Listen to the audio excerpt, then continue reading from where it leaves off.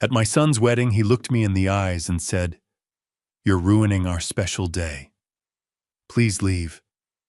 His fiancée stood beside him smiling as I walked out of the room in front of hundreds of guests. I didn't argue. I didn't beg. But the next morning, when my son called and said, "Dad, I need you to sign these papers," I gave him one answer that completely destroyed the plan they had been hiding from me. "I'm so grateful you're here with me today." Before we go further, tell me in the comments, where are you watching from, your city, your country? I'd love to know. Welcome to Dad Returns. A quick note, this story contains fictional elements woven in for storytelling and reflection. Names and places are coincidental, but the lesson is real. My name is Robert Hayes, and I am 72 years old. I built everything I have with my own 2 hands, not a figure of speech, but the literal truth. When I was 26, I showed up to my first construction job in Charleston, South Carolina, with a used toolbox, a truck I was still making payments on, and a determination that probably looked a lot like stubbornness to everyone around me. Over the next 4 decades, that stubbornness became Hayes Construction, a commercial building company that now employs 63 people and has put up more than 40 structures across the Low Country. I am not telling you this to brag.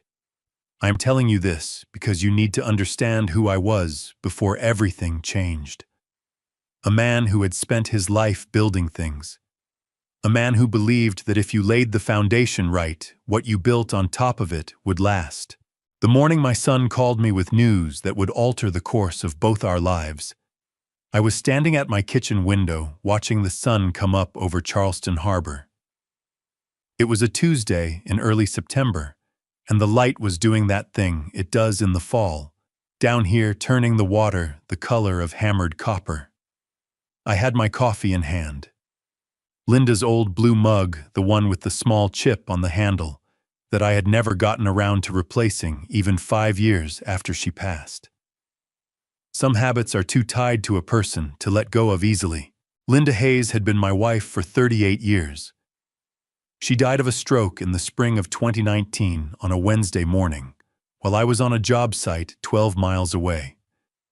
By the time I got to the hospital, she was already gone. The doctors told me it had been fast. I chose to believe them because the alternative was too heavy to carry.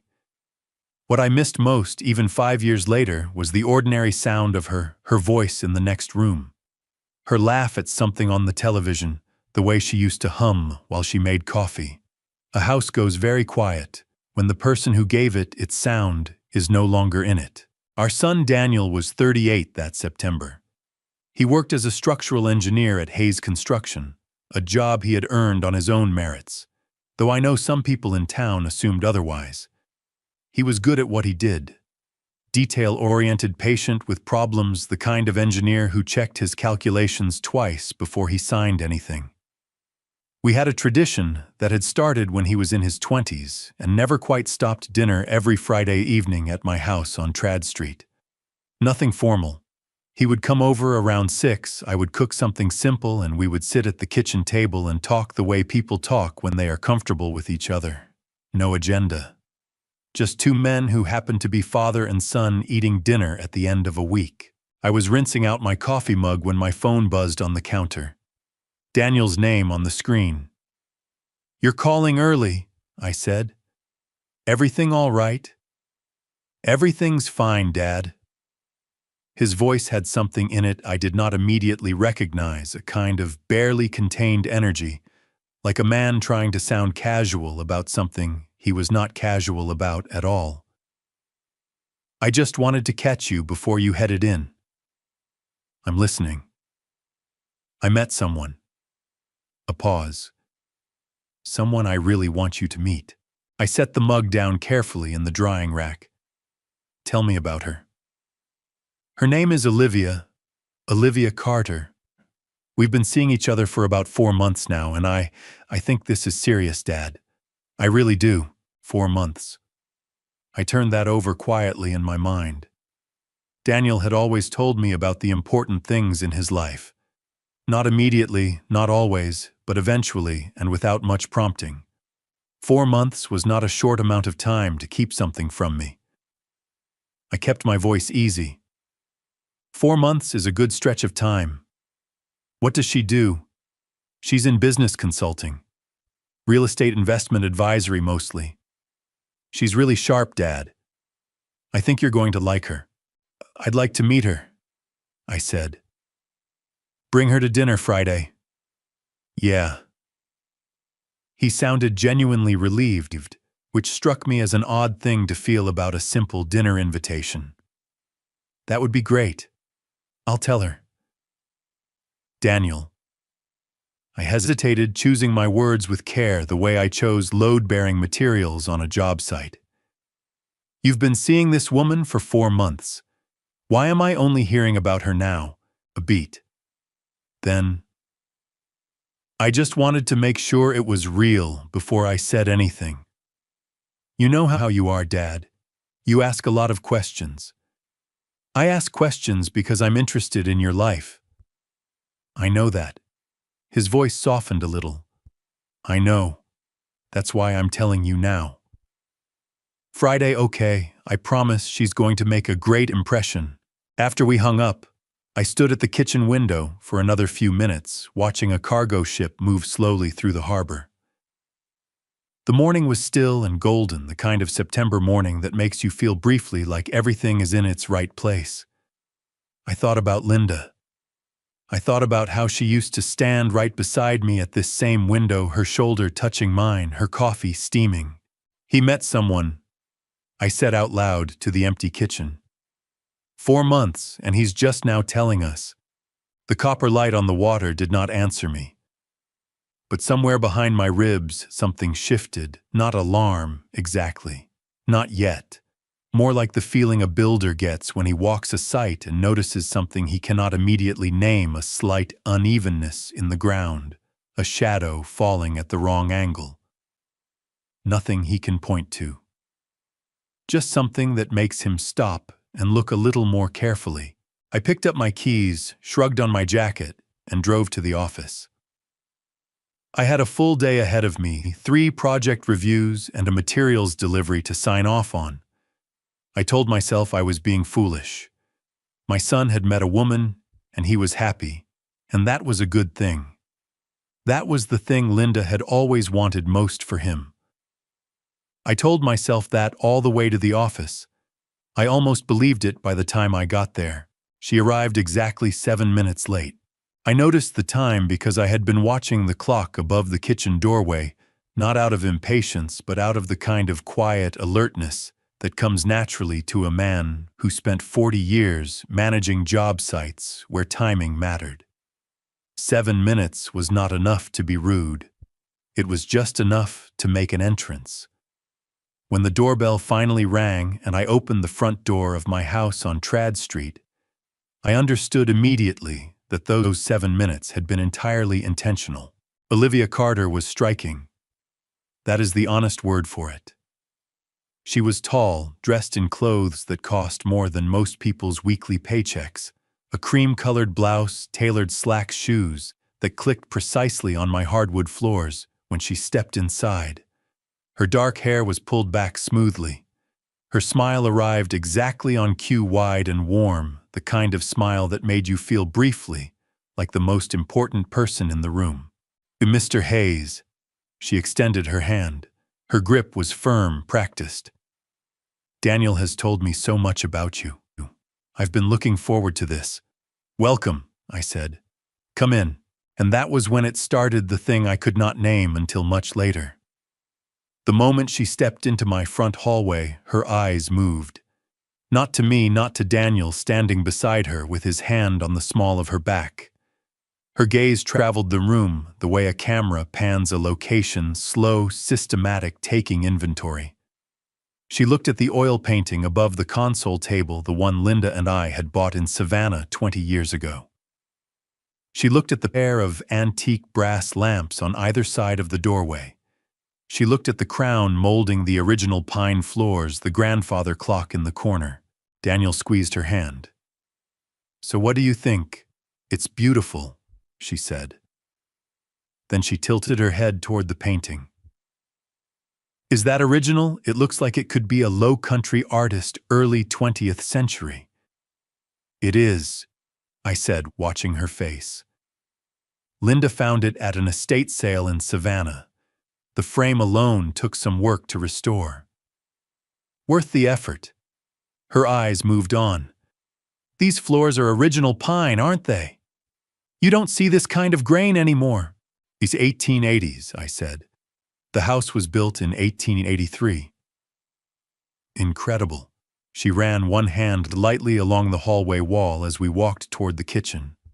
Not the gesture of a woman admiring craftsmanship. The gesture of someone estimating replacement cost. Dinner was grilled redfish corn and a salad. Simple food, the kind Linda always said was the truest test of a cook. Daniel poured wine and the three of us settled at the kitchen table, and I watched Olivia Carter the way I watch a new subcontractor on a job site without letting on that I was watching at all. Tell me about your family, I said, passing the bread. Where did you grow up? Oh, all over. She smiled and reached for her wine glass. My father's work moved us around a lot.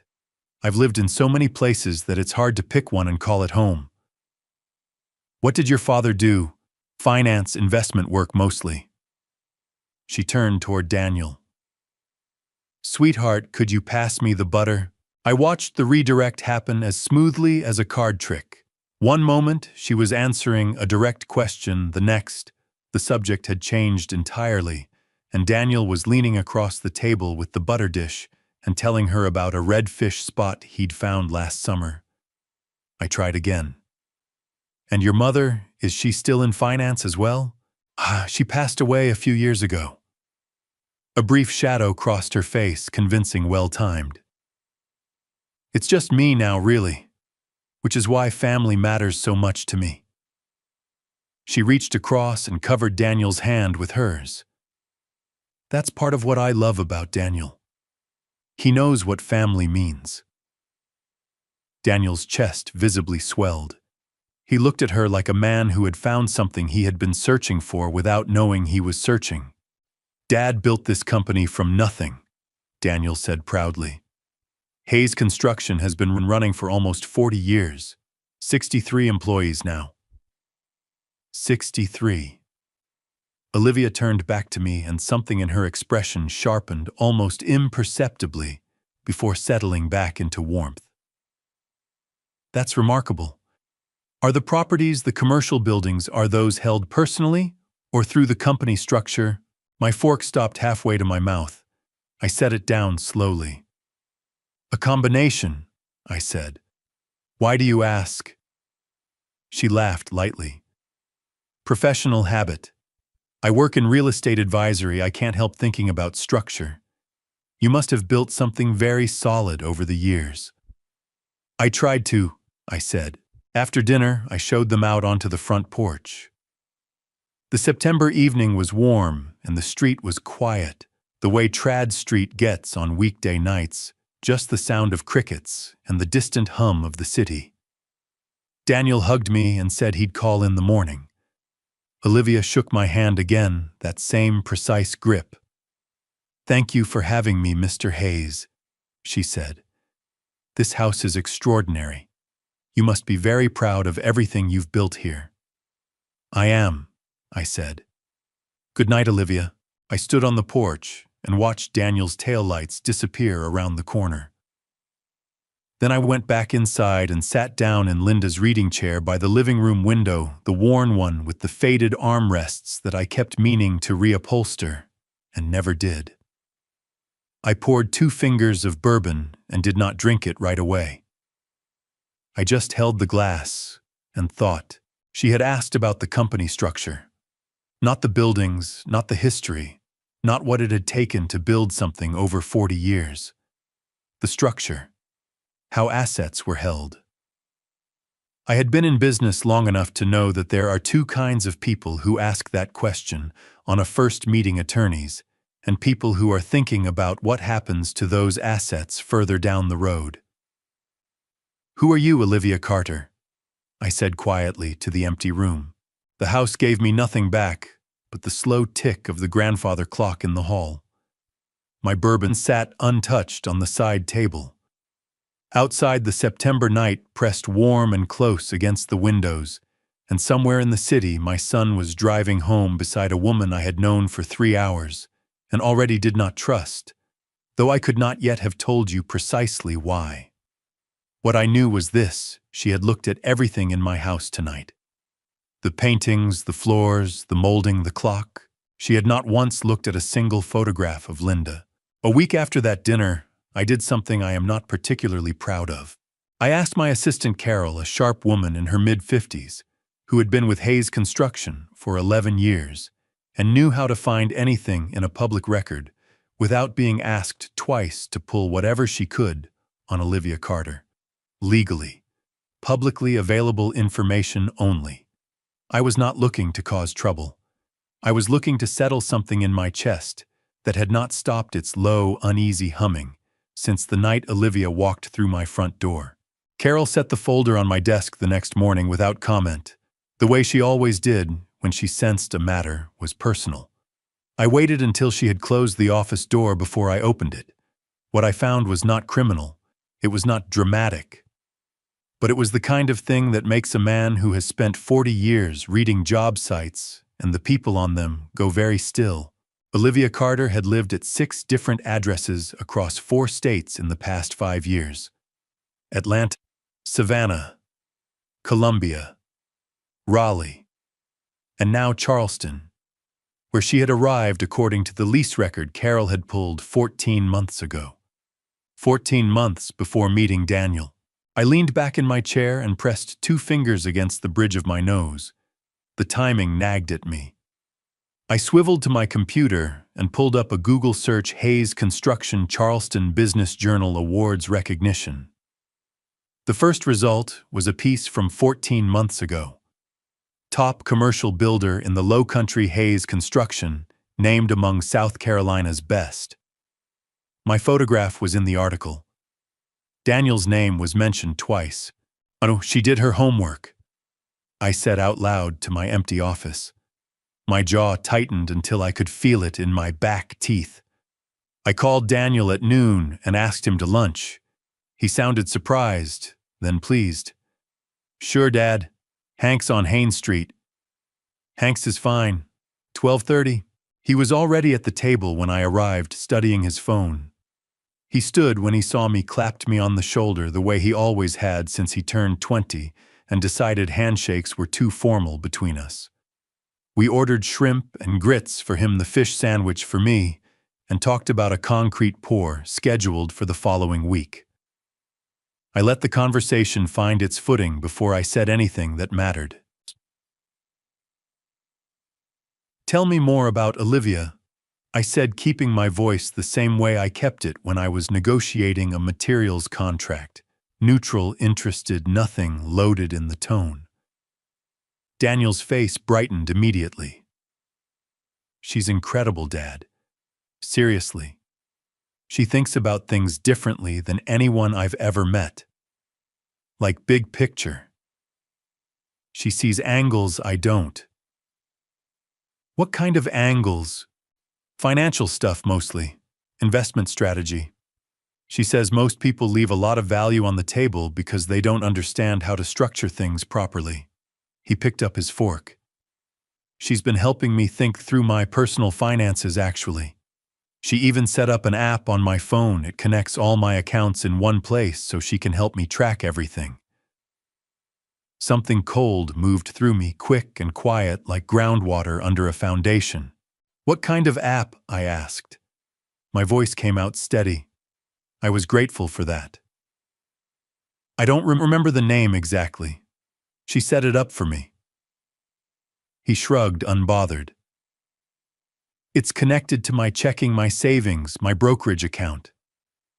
She looks at it with me sometimes and points out where I could be doing better. I put my fork down on the edge of my plate. She has access to all your accounts. Well, it's more like she can see them, for advisory purposes. He looked at me with the beginning of something defensive gathering behind his eyes. Dad. I'm not saying anything. You're doing the thing where you don't say anything, but your face says it for you. Daniel. I chose every word the way I would choose a load-bearing beam. I just want to understand how the app works. Does she have the ability to move money or just view balances? He set his fork down too. Why are you asking me this? Because I'm your father, and it's a reasonable question.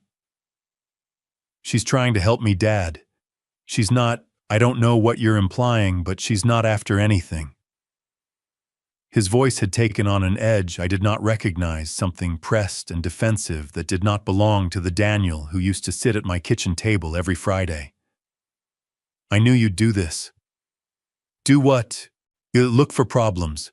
Find a reason to be suspicious. His jaw worked. She told me you might react this way. That stopped me cold. I reached for my water glass and took a slow drink, buying myself 3 seconds. She told you I might react this way, I repeated. She said that sometimes parents have a hard time letting go when their kids start building their own lives. He looked at his plate. She wasn't wrong, was she? I looked at my son, this man I had coached through Little League and driven to college and stood beside at his mother's graveside, and I saw something in his expression that frightened me more than anything Olivia Carter had done or said. He was not angry. He was already half convinced. She had planted the seed weeks ago, and all I had done just now was water it. You're right, I said quietly. I'll drop it. He relaxed visibly. His shoulders came down an inch. I just want you to give her a real chance, Dad. That's all I'm asking. I hear you, son. I paid the check and drove back to the office with both hands on the wheel and my knuckles going white around the leather. The folder Carol had pulled was still on my desk. I read it again that afternoon more carefully, this time paying attention to the dates. 6 addresses, 4 states, always moving, always landing somewhere new before anyone could look too closely. And now she had her eyes and her access on every account my son owned. I picked up the phone, then I set it back down. I had no proof of anything actionable. Not yet. What I had was a pattern that looked wrong from every angle I tried, and a son who had already been told to expect exactly this reaction from me. I looked out my office window at the skyline I had spent 40 years helping to build. Linda, I said under my breath, I could use some help figuring this one out. November came in off the harbor the way it always does in Charleston, not with a dramatic cold snap, but with a gradual, almost polite withdrawal of warmth, like a guest who has decided to leave, but is too well-mannered to say so abruptly. The days shortened. The light turned thin and slanted. And the Friday evening dinner table in my kitchen on Trad Street, which had never once gone unused in more than a decade, began to feel like a place that was waiting for someone who was no longer sure he was coming. The first missed Friday, Daniel called at 6:15. Dad, I'm so sorry Olivia and I got caught up with something. Can we reschedule? Of course, I said. No problem at all. I put one plate back in the cabinet and ate alone. The second missed Friday, he texted at 5:45, running behind on a project with Olivia. Rain check, I replied with a thumbs up, the punctuation of a man determined not to make his son feel guilty, and reheated what I had already started cooking. By the 4th missed Friday, in 6 weeks, I stopped setting 2 plates out of habit. I set 1. I told myself it was practical. I told myself I was adjusting. I told myself a lot of things that November, standing alone at my kitchen counter, eating dinners I had made for 2, and eating them alone. When Daniel did come twice in those 6 weeks, both times with Olivia beside him, the conversation moved differently than it used to. It was pleasant enough on the surface. Olivia was charming, attentive, quick with compliments about my cooking and my house. but the ease that Daniel and I had spent years building between us, that particular Friday night ease of two people who knew each other well enough to be quiet together without it being uncomfortable, that was gone. In its place was something careful and managed the way a conversation feels when someone in the room is performing, rather than simply being present. "How's the Morrison project coming?" I asked Daniel one of those evenings, reaching for something familiar. "Good," he nodded. "On schedule. Olivia's been helping me think through the subcontractor sequencing, actually." I glanced at her. She smiled modestly. "I just asked a few questions. Daniel figured out the rest." "Olivia has a really good eye for logistics," Daniel said warmly. "She catches things I miss." "I'm sure she does," I said. I kept my voice even. I kept my face open. Later, after they had gone, I stood at the kitchen sink with the hot water running over my hands long after the dishes were done, staring through the window at the dark backyard, trying to locate the feeling that was sitting in my chest. It was not anger. It was something quieter and more stubborn than anger. It was grief, not the sharp grief of loss, but the low, persistent ache of watching something slip away too slowly to catch. I went to Linda's chair by the window and sat down. I had been doing that more often lately, sitting in her chair. Not because I expected anything from it, but because the shape of it still held something of her, some impression of the woman who had spent 30 years reading in it. Her last book was still on the side table. I had never moved it. I could not have told you exactly why. "He's disappearing," I said out loud. My voice came out rougher than I intended, cracking at the edges in a way that embarrassed me even in an empty room. "Not all at once, just a little at a time. Every week there's a little less of him." The chair did not answer, of course, but saying it out loud made it real in a way that thinking it had not. At work, the distance showed up there too. Daniel started leaving early on Tuesdays and Thursdays, half days, at first, then occasionally full days.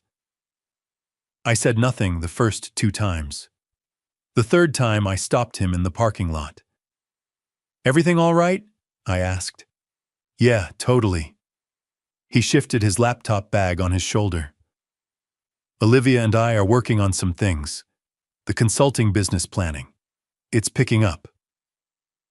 "You're staying on top of the Morrison timeline, Dad." A flicker of something crossed his face, not annoyance exactly, but its younger, softer cousin. "I've got it handled. I'm not 22. "I know that." I held up both hands. "I just asked." He softened a little. "I'll have the updated schedule on your desk by Friday." That's all I needed to hear. He drove out of the parking lot, and I stood there for a moment, watching his truck turn onto the street. A delivery driver honked at something around the corner. A mockingbird made noise in the live oak tree at the lot's edge.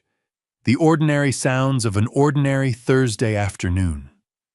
I walked back inside. I called Daniel that weekend, not about work, just to talk. He picked up on the 4th ring, slightly breathless. "Hey, Dad, can I call you back? Olivia and I are in the middle of something." "Of course," I said. "No rush." He did not call back that day, or the next. I sat in Linda's chair on Sunday evening and thought about something she had said to me years ago when Daniel was 19 and going through a rough patch, and I was struggling to know how much space to give him versus how much ground to hold. "Much is them. The hardest thing about loving him," she had said, threading her needle with that precise focus she always brought to small tasks. "Won't be the big moments, Robert. It'll be knowing the difference between letting him grow and letting him go." I had not fully understood what she meant then. Sitting in her chair that November evening, with one unanswered call on my phone, and the sound of a house that was too quiet for a Sunday, I understood it completely. And the understanding settled into my bones, like the cold coming in off the harbor gradual, patient, impossible to ignore. The new year arrived without ceremony. I spent New Year's Eve the way I had spent most evenings that December at home on Trad Street, reading in Linda's chair with a glass of bourbon. I mostly forgot to drink. I watched the clock turn to midnight on the small television in the corner, listened to the fireworks popping somewhere over the harbor, and went to bed at 12:15. 72 years old and glad to see January, if only because December had been one of the loneliest months I could remember. 3 days into the new year, Daniel called. His voice had that careful, rehearsed quality I had come to recognize over the past few months. The tone of a man who had practiced what he was going to say before he dialed. "Dad, I need to comes over. There's something I want to talk to you about." "Come for dinner," I said. "Just coffee is fine. This afternoon, if that works." He arrived at 2 o'clock, alone. That surprised me enough that I looked past him down the front steps before I closed the door, half expecting to see Olivia's car at the curb. There was nothing there. He sat down at the kitchen table while I poured 2 mugs, and I set his in front of him and watched his hands wrap around it, a gesture so familiar it made my chest pull in a way I had not prepared for. He slid a folder across the table. "Olivia and I have been working on a business plan. A real estate consulting firm. We've run the numbers and we think the opportunity is solid." I opened the folder. The document inside was 12 pages printed on heavy paper, formatted with the kind of polished precision that comes from someone who has presented proposals before. The language was sophisticated, full of terms like market penetration strategy and revenue trajectory modeling. I read the first 3 pages carefully. Then I went back to the beginning and read them again. "This is well put together," I said. Daniel's shoulders relaxed slightly. "We've been working on it for a while." "Who wrote it?" "A beat too long." "We wrote it together." I looked up at him over the top of the folder. "Daniel, the passive voice constructions in here, the financial modeling terminology, this isn't how you write. I've read your project reports for 15 years. This is someone else's voice." His jaw tightened. "Olivia helped with the formatting. That doesn't mean it's not our plan." I nodded and kept reading. On page 7 I found what I was looking for, or rather what I was not finding. There was no specific breakdown of how the initial capital would be spent. No vendor contracts, no office lease agreements, no licensing fees itemized. Just a single line, initial operating capital required $300,000. "Shakika, walk me through the capital allocation," I said, setting the folder down flat on the table. "Where does the $300,000 go specifically?" Daniel reached for his coffee mug and took a long sip. "Equipment, office space, initial marketing. It's all in there. It's referenced but not itemized. I need line items, Daniel. If you came to a bank with this, they'd send you home with the same question." I kept my voice level the way I kept it when a subcontractor missed a spec and I needed to correct without humiliating. "I'm not saying no. I'm saying show me the detail." His hand came down on the table with a flat, sharp sound that made me blink. "You never believe I can do anything." The words hit me somewhere behind the sternum. My coffee mug went warm and unnoticed in my hand. "That is not true," I said carefully. "You've always thought I needed you looking over my shoulder." His voice climbed in a way I had never heard from him, pressurized like something that had been building in a sealed space. "Every project at work, every decision I make, you're always there, checking, questioning, second-guessing. And now I come to you with something I've actually built myself, and you sit there picking it apart like I'm some kid who doesn't know what he's doing." I set my mug down. My hands were steady. My chest was not. "Daniel, where is this coming from?" "It's coming from 38 years of being Robert Hayes' son." His eyes were bright and too wet emotion cracking through the rehearsed surface. Do you have any idea what that feels like? Everyone in this city knows your name. Everyone at the company defers to you. I've spent my whole career trying to prove I'm more than just your kid, and every time I try to stand on my own 2 feet, you find a reason to pull me back. I stared at my son. Every word he had just said was Olivia's, not the feelings which were real enough, and probably had roots that went back years, but the framing, the language, the particular shape of the argument. She had taken something true and bent it into a weapon. I hear you, I said. My voice came out quieter than I intended. I do, and I'm not dismissing what you're feeling, but I'm asking you a straightforward financial question, and the answer to that question has nothing to do with what kind of father I've been. So you're not going to help us? I didn't say that. I said, show me where the money goes. He pushed back from the table and stood up. His chair scraped the floor hard. I thought you'd be different. I actually thought... He stopped, pressed his lips together and shook his head. I'll tell Olivia you passed. Daniel. But he was already picking up the folder, already moving toward the door. I stood up too, my knees protesting the quick movement, and followed him into the hallway. Son, don't leave like this. He turned at the front door. For just a moment something moved across his face, a flash of the boy he used to be, uncertain and wanting reassurance. Then it closed over. I love you, Dad, he said. But I need you to trust me. The door closed behind him. I stood in the hallway and listened to his footsteps on the porch steps, then the sound of his truck engine turning over. My hands hung at my sides. A sound tried to come up from somewhere in my throat, not quite a word, not quite anything, and I pressed it back down. I went to the kitchen and stood at the window watching the street outside. The January afternoon was pale and still. The folder was still on my kitchen table, open to page 7, the line about $300,000 sitting there like a question I did not yet know how to answer. But I was already beginning to understand what the question really was. 6 weeks of quiet followed. Not the comfortable quiet of 2 people who know each other well enough not to need noise.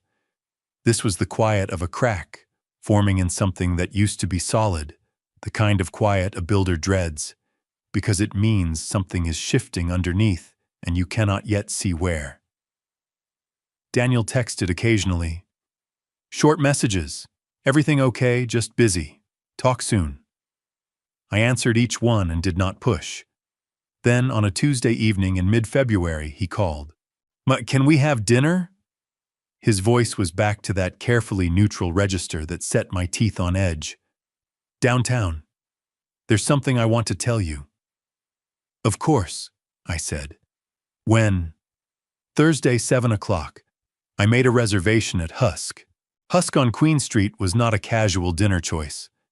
It was the kind of restaurant where people went for occasions, anniversaries, celebrations, conversations that needed a good table and a decent bottle of wine to soften the edges. I wore my good jacket.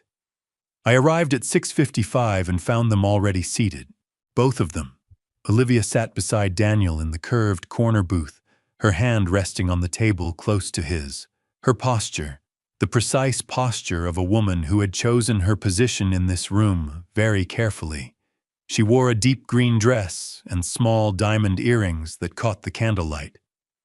She smiled when she saw me. Mr. Hayes. She rose slightly from her seat, the picture of graciousness. So good to see you. Olivia. I shook her hand and sat down across from them. The waiter appeared instantly with menus. I opened mine and did not read a word of it. Daniel cleared his throat. Dad, we have some news.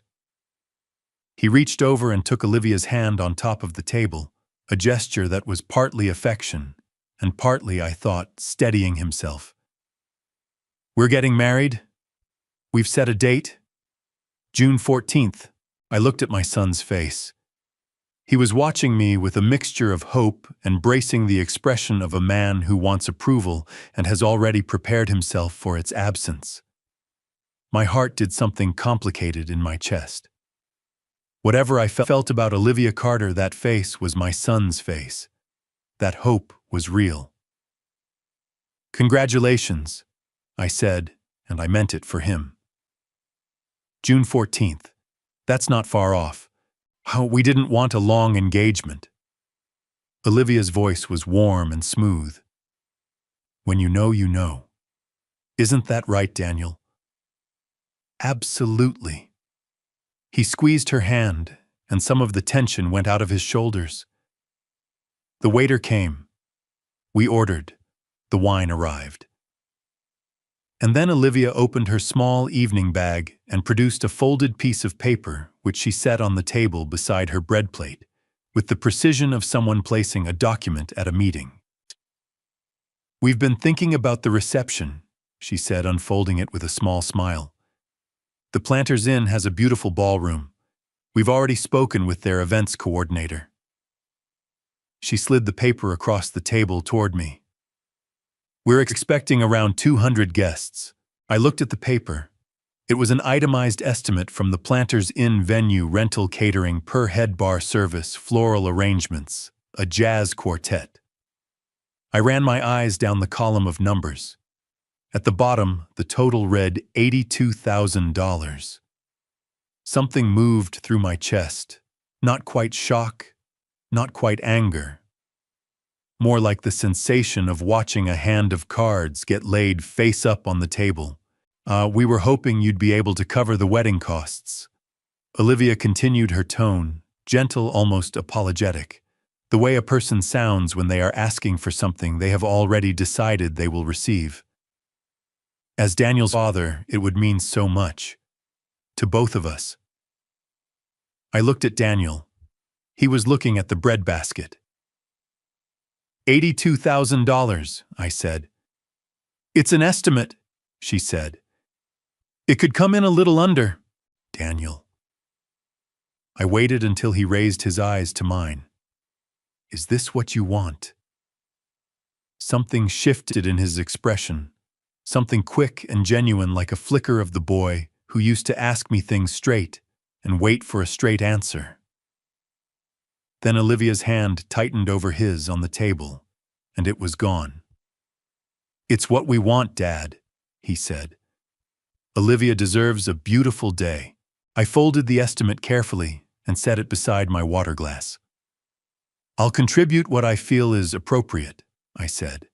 I'll let you know the amount. The candlelight moved. Olivia's smile did not waver, but something behind it recalculated. I could see it the way you see a small structural adjustment in a building, a tension that redistributes itself without showing on the surface. Of course, she said. We trust your generosity completely, Mr. Hayes. We trust your generosity. Not thank you for considering it. Not we understand if it's too much. We trust your generosity, spoken with the calm certainty of a woman who had already decided the outcome of this conversation before the appetizers arrived.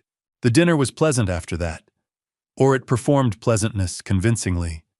Olivia talked about wedding flowers and honeymoon destinations. Daniel described a project at work he was proud of. I asked appropriate questions and said appropriate things and drank half a glass of wine I did not taste. I drove home through the February streets with the estimate folded in my jacket pocket and Olivia's voice playing on a loop in my head. We trust your generosity.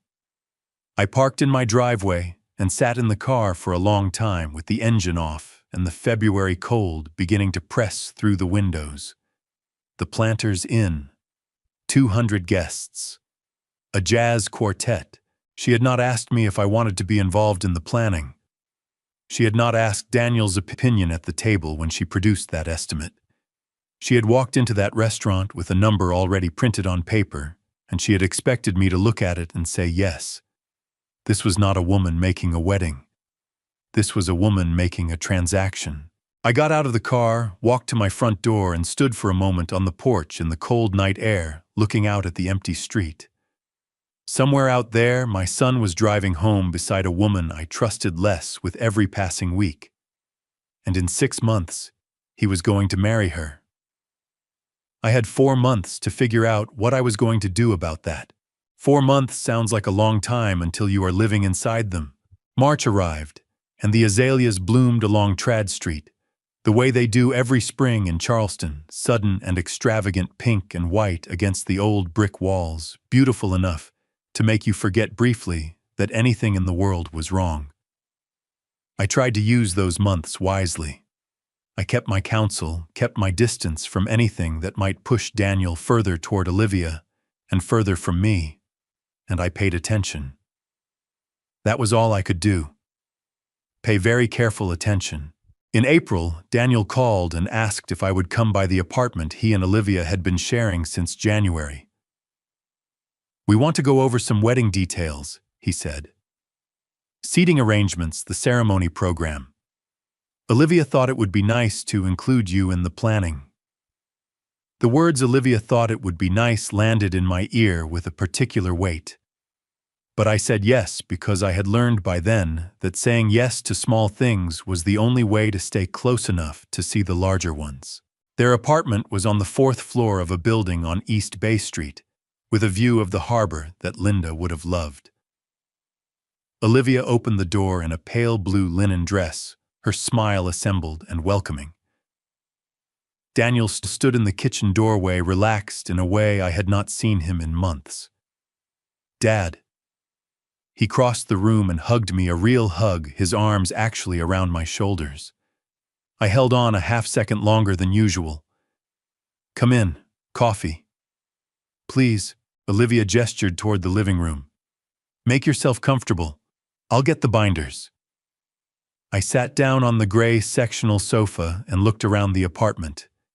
It was expensively furnished, new furniture art on the walls that looked deliberately chosen, a kitchen with appliances that gleamed like a showroom. Daniel was a good earner, but not this good. I made a note of it and filed it away. Daniel disappeared into the kitchen. I heard the coffee maker begin its work, and then, because I was alone in the room and the door to the small study off the living room stood half open, I looked in the direction I probably should not have looked. There was a desk inside. On the desk, a neat stack of folders, and on top of them, an open document. The type was large enough to read from where I sat. The header read, "Property Management and Financial Authorization Agreement, Hayes Family Assets." My heart lurched so hard I felt it in my throat. I did not move from the sofa. I did not stand up or cross the room. I simply looked the way a man looks at something he has been dreading without knowing exactly what shape it would take when it finally arrived. From 8 feet away, I could make out enough authorization to manage, sell, or encumber real property. The words Hayes Construction LLC appeared twice, and at the bottom a signature line labeled Grantor Robert A. Hayes. Below that, another signature line authorized Agent OC Ventures LLC. OC, Olivia Carter. My hands were absolutely steady in my lap. I have no idea how. Daniel came back with 2 mugs and set one in front of me.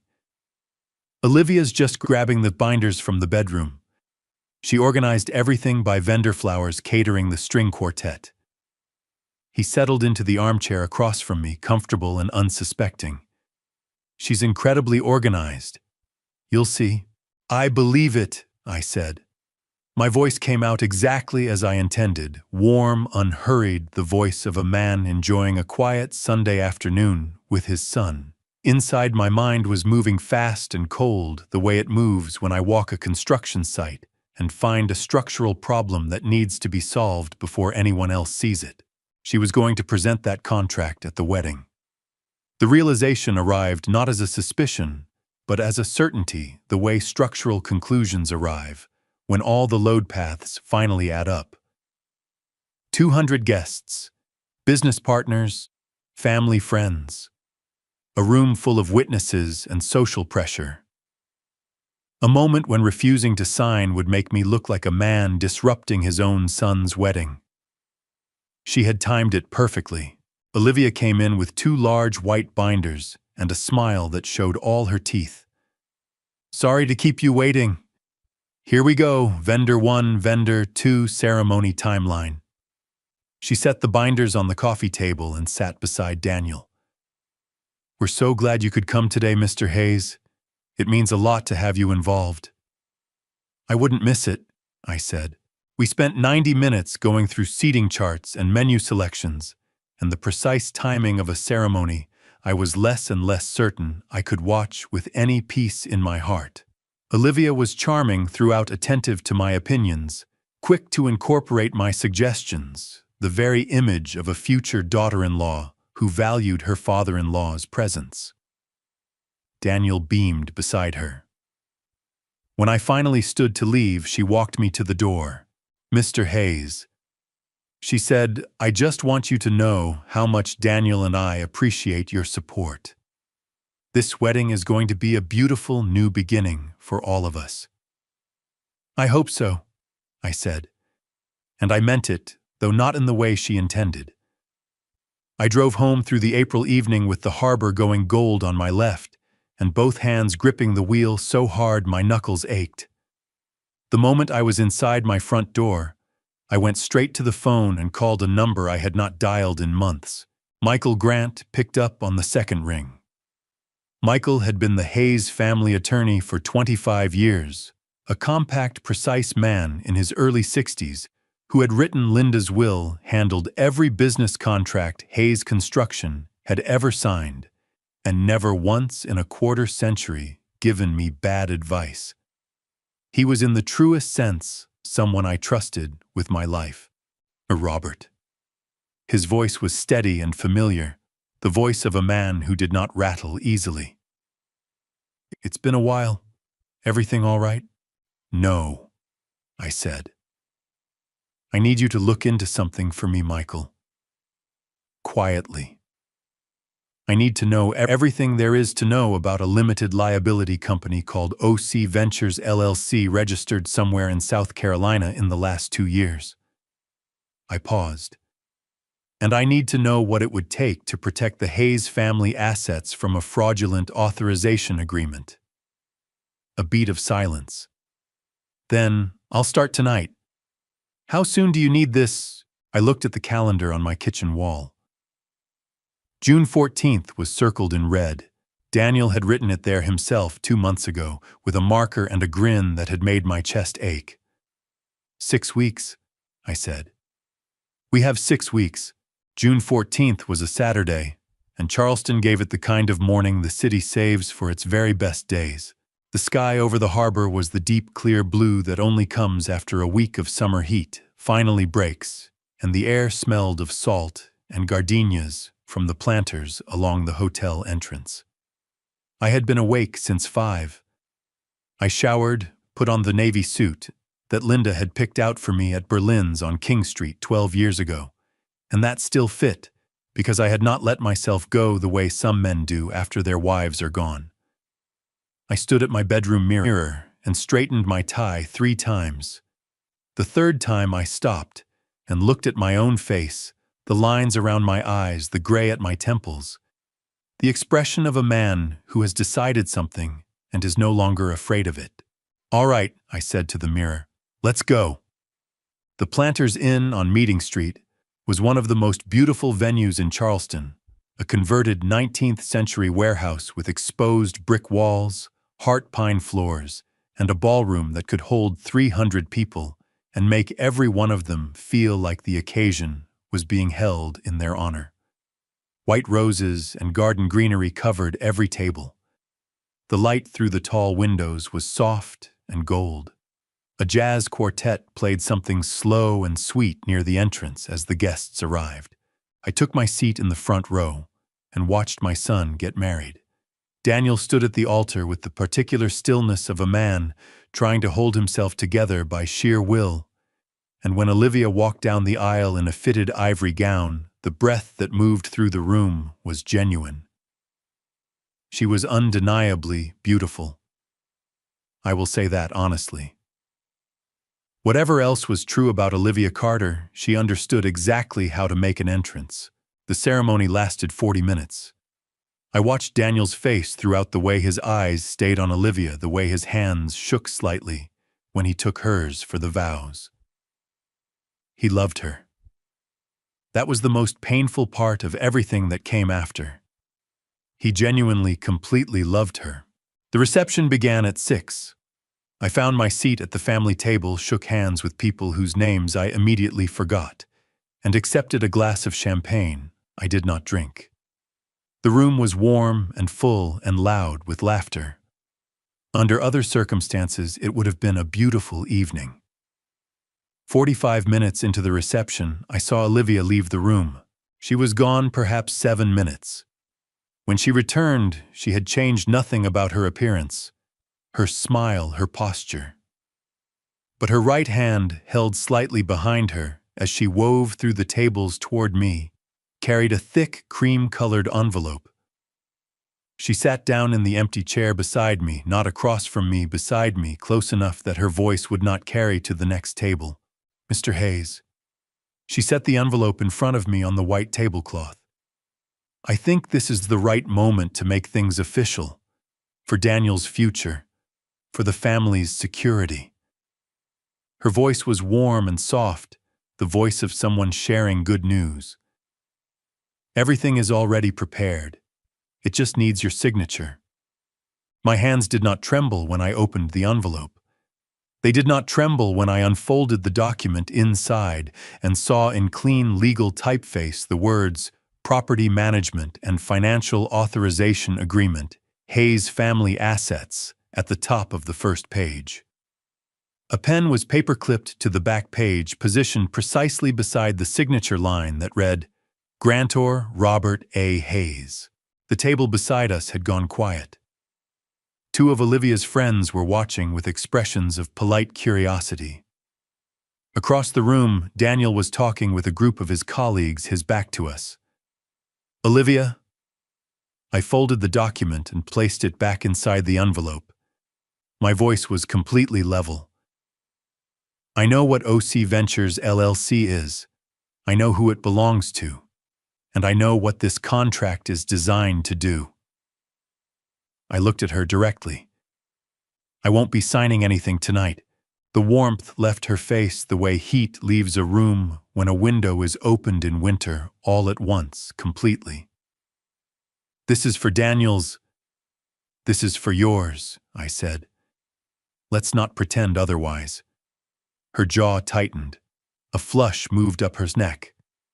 At the next table, someone had stopped their conversation entirely. Olivia's hand closed around the champagne flute in front of her. Her knuckles went white. "You're making a mistake," she said, her voice dropping to something flat and cold. The voice I had always suspected was underneath the warmth. "You're going to regret." And then I saw it happen. I want to be very clear that I saw it happen because later there would be people who were not sure. She looked once to her left, confirming the angle, and then she lifted her champagne flute and pivoted, and the coffee that had been sitting in a small cup to my right came up with a sharp flick of her wrist and hit me across the chest. The heat was immediate and shocking. I pushed back from the table, the linen napkin in my hand, already pressing it against the front of my shirt. Around us, a sound went through the room, that particular collective intake of breath that happens when something has gone wrong in a public place. "Oh God!" Olivia's hands flew to her mouth, her eyes wide. "I'm so sorry, I lost my balance, I didn't—" "Dad." Daniel's voice cut through the noise. He was there suddenly beside the table, looking from me to Olivia, to the spreading dark stain on my chest. "What happened?" "It was an accident," Olivia said, her voice breaking precisely on cue. "I was reaching, and I lost my balance. I feel terrible." Daniel's hand came to her shoulder. He looked at me. and in his eyes I saw something that broke what was left of my composure. Not anger, not confusion, but the preformed certainty of a conclusion already reached. Olivia had put it there over months and months of patient work, and it was there now in his face as fixed as poured concrete. "Dad." His voice came out hard and pressurized. "Why can't you just let us have this?" "Daniel, she did this deliberately. You made her uncomfortable. You've been making her uncomfortable all night." His voice was rising. Around us, the room had gone very still. 200 people with nowhere else to look. "Every time I try to build something, you find a way to tear it down. Every single time. Son, listen to me. No." The word hit like a door slamming. Daniel stepped forward, his face red, his hands shaking at his sides. Every bit of him was unrecognizable to me in that moment, and yet I recognized every word coming out of his mouth because none of them were his. "You are selfish. Do you know that you have always been selfish? You've never once thought about what I need, what I want, what my life looks like when you're not standing in the middle of it." The jazz quartet had stopped playing. The room was so quiet, I could hear the candles flickering. "Get out," Daniel said. His voice cracked on the last word, broken and terrible and nothing like my son. "Get out of here." I looked at him for one long moment. My chest burned from the coffee. My heart felt like something had reached inside my ribs and closed around it with both fists. I picked up my jacket from the back of my chair. I folded the linen napkin and set it neatly on the table. I did not argue. I did not raise my voice. I walked through the center of that silent, watchful room and out through the doors of the Planners Inn into the warm June night, and with every step I heard Daniel saying, "Get out," ringing in my ears like something I would never fully stop hearing. Before I tell you what I did, the moment I walked out of that wedding, I need to know if you're still with me. If you believe a father has the right to protect his son, even when his son doesn't want to be protected. Drop the number 8 in the comments right now. Just the number 8. That's all I need to know you're here. And before we continue, a note. The story ahead contains some fictionalized elements, details shaped for the purpose of storytelling and reflection. If that's not for you, it's completely okay to step away now. But if you're staying, let's keep going. Because what happened next changed everything. I did not drive home. I sat in my car outside the Planters Inn for perhaps 3 minutes, the engine idling, my hands on the wheel, and the June heat pressing in through the glass even at this hour. My shirt was still damp where the coffee had hit. The burn on my chest had faded to a dull, persistent sting, the kind of pain that does not demand your attention, but simply refuses to leave. Around me, valets moved between cars, guests spilled out of the side entrance, laughing. A woman in a yellow dress kicked off her heels on the sidewalk and laughed at something her companion said. I pulled out of the parking lot and drove north on Meeting Street. Michael Grant's office was on Broad Street, in a 3-story federal-style building that had housed attorneys since before the Civil War. The parking lot was dark when I turned in. I sat in my car and called his cell phone. He picked up on the second ring. "Robert, I've been waiting." "Are you nearby?" "I'm inside." A pause. "I had a feeling today might end this way. Come to the side entrance, I'll unlock it." That was Michael Grant. 25 years of working together, and he had never once needed a long explanation before he started moving. He met me at the door in his weekend clothes, khakis, and a blue Oxford reading glasses pushed up on his forehead. He took one look at the coffee stain on my shirt, pressed his mouth into a thin line, and said nothing about it. He simply turned and walked toward his office, and I followed. He poured 2 cups of coffee from the machine on his credenza, the good Colombian blend he kept for late nights, and set one in front of me across the desk. Then he leaned back in his chair and looked at me steadily. "Tell me everything," he said. "From the beginning of tonight. Don't leave anything out." So I did. I told him about the envelope Olivia had produced at the reception table. I described the property management and financial authorization agreement, the OC Ventures LLC signature line, the pen clipped to the back page. I told him exactly what I had said to her and exactly what she had said back. I told him about the coffee where I was sitting, the angle of her wrist, the way she had checked the room first. I told him about Daniel's face and the words that came out of his mouth and the walk through that silent room. When I finished, Michael had not moved. His coffee sat untouched. He was watching me with the particular focused stillness of a man processing information he has already partially anticipated. "You need to do 2 things," he said. "Tonight, if possible." "Tell me." "First, I'm going to file an emergency asset protection order first thing Monday morning." He pulled a legal pad toward him and uncapped his pen. "This will formally place Hayes Construction LLC and your personal real property holdings under restricted status. Nothing can be transferred, encumbered, or sold without your written authorization and my counter-signature. Olivia Carter cannot touch a single asset, even if she somehow convinced Daniel to cooperate. How quickly can that be done? By Monday afternoon.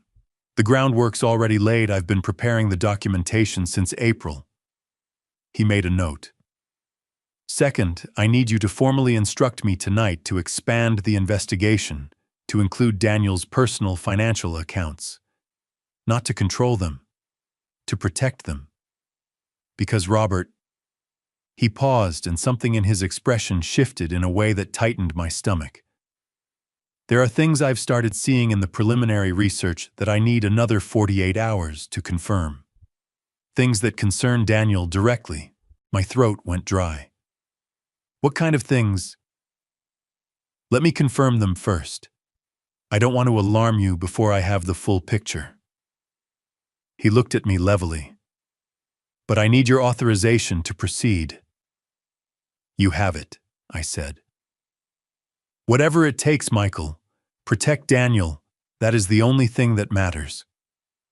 He nodded and wrote for another minute. Then he set his pen down and looked up. "Go home, Robert. Get some sleep if you can. I'll call you Monday morning." I drove home through streets that were quieter now, the Saturday night crowds thinning. The city looked exactly as it always did, the palmetto trees on the median, the old church steeples against the dark sky, the harbor glinting at the end of every east-running street. Nothing about it looked like a place where a man's son had told him to get out of his own wedding. I let myself into the house on Trad Street and did not turn on the lights. I walked through the dark hallway to the kitchen, poured a glass of water I did not drink, and stood at the window looking out at the backyard. Daniel was somewhere in this city right now. Probably still at the Planters Inn, probably with his arm around Olivia's waist, probably telling himself that what had happened tonight was his father's fault. I thought about calling him. I picked up my phone, looked at his name on the screen, and put it back down. Not tonight. Tonight was not the night for the conversation that needed to happen. I went upstairs and sat on the edge of my bed in the dark. A sound came up from somewhere inside my chest. Not a word, not quite a cry, just a sound that had nowhere else to go. I pressed the heel of my hand against my sternum and breathed through it until it passed. "I'm still here, son," I said to the empty room. "Even when you can't see me. I'm still here. 48 hours. I spent most of them the way I had always spent difficult time, by working. Monday morning, I was on the Morrison Street job site by 6:15, hard hat, on coffee in hand, walking the third-floor concrete pour with my site foreman the way I had done 1,000 times over 40 years. My hands knew exactly what to do. My eyes read the rebar, spacing, the form alignment, the slump of the fresh concrete the way they always had. The body remembers its competence even when the mind is somewhere else entirely. My crew noticed something was off. I could tell by the way they spoke to me, careful, a half-step more formal than usual. The way people get around a man they sense is carrying weight he has not named yet. I did not explain myself. I thanked them for the pour, signed off on the morning report, and drove back to the office. At 9:47, my cell phone rang. Michael. "Come now," he said. No greeting, no preamble. "Use the parking garage on Cumberland. I'll have the side door open." I was there in 11 minutes. Michael's office looked different from Saturday night. The reading glasses were gone, replaced by the heavy-framed pair he wore when he was in full attorney mode. 3 manila folders sat open on his desk, each flagged with colored tabs. A 4th folder, thicker than the others, was centered directly in front of the chair across from him. "Sit down, Robert," he said. Not a suggestion. "This is worse than you thought." My stomach dropped. I sat. He opened the first folder and turned it to face me. 6 weeks ago, my investigator pulled Daniel's public financial records as part of the broader asset research. What he found took time to verify because it was structured to be difficult to find. He tapped the top page. 3 months before the wedding in early March, Daniel signed a personal guarantee on a commercial mortgage loan. I leaned forward. "Explain that to me plainly." A personal guarantee means Daniel put his own name, his personal financial standing, his savings, his personal assets behind a loan taken out by a company called Hartwell Commercial Plaza, LLC. Michael's voice was measured and deliberate, the voice he used in courtrooms. If that company defaults on the loan, the lender can come after Daniel personally. His bank accounts, his personal real estate holdings, everything in his name. He does not have the protection of limited liability, because he signed away that protection with his own hand. My jaw tightened so hard, I felt it in my ears. "How much?" "The loan amount is $1.2 million. The number landed like a fist. I pressed both palms flat against my knees to keep them from shaking. "And Hartwell Commercial Plaza, what is it?" Michael opened the second folder. "That is the question. Hartwell Commercial Plaza, LLC was registered in Georgia 14 months ago.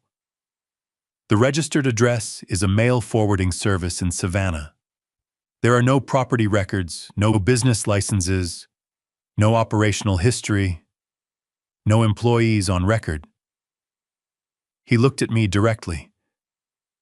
"Robert, this company does not exist in any meaningful sense. It is a shell, a legal entity created on paper with no actual business behind it. So Daniel guaranteed a loan for a company that doesn't exist." "For a project that doesn't exist," Michael corrected. "And if the lender calls that guarantee, which they can do the moment any payment is missed, Daniel is personally liable for $1.2 million. He paused to let that settle. He almost certainly had no idea what he was signing. The document would have been presented as standard business paperwork. Without an attorney reviewing it, which Daniel did not have, a non-lawyer would not recognize the guarantee language buried in the standard terms. My throat felt like something had closed around it. "Can we stop it?" "Yes." Michael's voice became precise and direct. "But we have to move fast, and we have to move carefully. There are 2 paths. He held up one finger. "First, we challenge the guarantee on grounds of fraudulent inducement. Under South Carolina law, a contract signed because of deliberate misrepresentation of material facts can be declared void. If we can demonstrate that Olivia or her associates misrepresented the nature of Hartwell Commercial Plaza to Daniel, and given what we know, I believe we can, a court can invalidate his signature.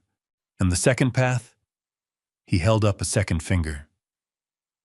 We negotiate directly with the lender to remove Daniel from the guarantee before they ever need to enforce it. This requires either paying down a portion of the loan, which demonstrates good faith, or providing substitute collateral. It is faster than litigation. He looked at me steadily. And it can be done without Daniel knowing, at least initially, which may matter given where things stand between you two right now. I looked at the thick folder centered on the desk between us. My name was nowhere on it. Daniel's name was on every page I could see. He has no idea, I said. My voice came out rougher than I intended, scraped raw at the edges. None, Michael confirmed. He signed because he trusted her, and she used that trust to put him on the hook for more money than most people earn in 20 years. I stood up from the chair and walked to the window. Below on Broad Street, the Monday morning traffic moved in its ordinary patterns: delivery trucks, dog walkers, a woman pushing a stroller under the live oaks. All of it perfectly normal. All of it completely indifferent to the fact that my son's financial future was hanging by a thread in a document he did not understand on the day he signed it. Do both, I said. I turned back to face Michael. Start the fraudulent inducement challenge for the long term, and start negotiating with the lender immediately to get Daniel off that guarantee. I held his gaze. Whatever it costs, Michael, whatever it takes, get my son out of this. Michael picked up his pen. His expression did not change, but something in his eyes, something that had been tight and careful since I walked in, released slightly. There's one more thing, he said. My investigator pulled the security footage from the Planters Inn. Saturday night. He looked at me carefully. You'll want to see it. I promise you, you will want to see it. Michael had the monitor turned toward the chair before I even sat down. I'm going to let it play, he said. Don't say anything until it's done. The footage was high-definition shot from a ceiling-mounted camera positioned above and to the left of the family table, the kind of wide-angle security camera that luxury venues install more for liability purposes than for any expectation of drama. The timestamp in the corner read June 14, 2025, 7:02 p.m. The quality was good enough that I could see my own face. I watched myself open the envelope. I watched myself read the first page of the Property Management and Financial Authorization Agreement, then look up at Olivia. I watched the exchange that followed, her leaning in, me responding the moment I folded the document and placed it back in the envelope. From this angle from above, the precision of what happened next was unmistakable. Olivia's head turned left. Her eyes moved to the couple at the adjacent table, confirming they were facing the other direction. Then her right hand closed around the coffee cup to her left, and in one fluid, practiced motion, she pivoted, and the coffee went across my chest. My stomach turned, watching it. Not because of the coffee, because of how practiced it looked. This was not a woman who had lost her balance. This was a woman who had done something like this before. Keep watching, Michael said quietly. On screen, the chaos unfolded, the intake of breath from surrounding tables, Olivia's hands flying to her mouth, Daniel crossing the room. I watched Daniel's face go through its sequence of reactions, watched myself stand and pick up my jacket and walk away. And then 3 seconds after I passed out of frame, Olivia turned away from the crowd. For exactly 3 seconds, her face was angled away from Daniel, away from the guests, visible only to the ceiling camera she did not know was there. She was smiling. Not the fractured, embarrassed smile of a woman who had caused an accident. A cold, thin, deeply satisfied smile, the smile of someone who had just watched a plan execute exactly as designed. I reached forward and pressed the pause button myself. My hand was trembling so badly I missed it the first time. That's enough, I said. My voice came out scraped and hollow. Michael leaned across and closed the laptop. I know, he said. I'm sorry you had to see it. I pressed the back of my hand against my mouth for a moment, pushing back something that was trying to come up from my chest. Then I straightened. You said there was a file. He slid the second folder across the desk without a word. The tab was labeled Olivia Carter, Savannah G.A. Prior Incident. Inside was a compiled report from Michael's investigator interview summaries, financial records, a copy of a police report that had never been followed through to prosecution. The subject of the report was a 64-year-old commercial real estate developer named Arthur Brennan, based in Savannah, Georgia. The dates on the documents were from 3 years ago. I read every page. When I finished, my hands were not trembling anymore. They had gone very still, the way they go still when I have moved past feeling and arrived at something colder and more purposeful. The pattern was identical. Arthur Brennan had met Olivia Carter at an industry networking event. Within 2 months, she had moved into his circle. Within 4 months, she had positioned herself as a financial advisor and romantic partner simultaneously. She had introduced him to investment opportunities, encouraged him to sign documents he did not fully review, and gradually isolated him from his adult daughter, who had been his closest confidant. By the time Arthur's daughter had intervened, Olivia had extracted $280,000 through a series of loan agreements that were structured to be nearly impossible to challenge. She left Savannah before a formal complaint was filed. Arthur Brennan, according to the investigator's notes, had declined to pursue prosecution. He was, the notes said, too ashamed. She came to Charleston, I said, because Savannah got too close. That's my read, Michael confirmed. And she found Daniel because of me. The words tasted like ash. Because of Hayes Construction. Because my name was in the paper. Robert, don't. I held up one hand. My jaw was clenched so tight the words had to push through. Don't tell me it's not my fault. I know whose fault it is. I just need to say it out loud once so I can set it down and move forward. Michael gave me that. He waited, his hands folded on the desk while I sat with what I had just said. 5 seconds. 10. All right, I said finally. What do we do now? He pulled a fresh legal pad forward. We have enough to build a strong fraudulent inducement case for Daniel's guarantee. The Savannah file establishes pattern and prior intent under Federal Rule of Evidence 404B. Prior bad acts are admissible to show a pattern of conduct, not just a one-time mistake.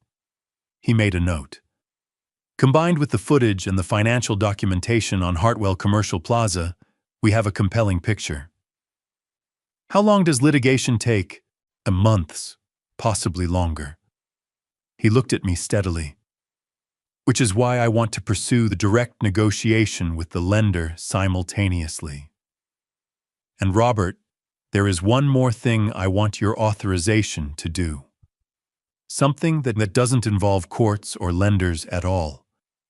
He set his pen down. Something that involves Olivia directly. I looked at him across the desk. My chest still ached from Saturday.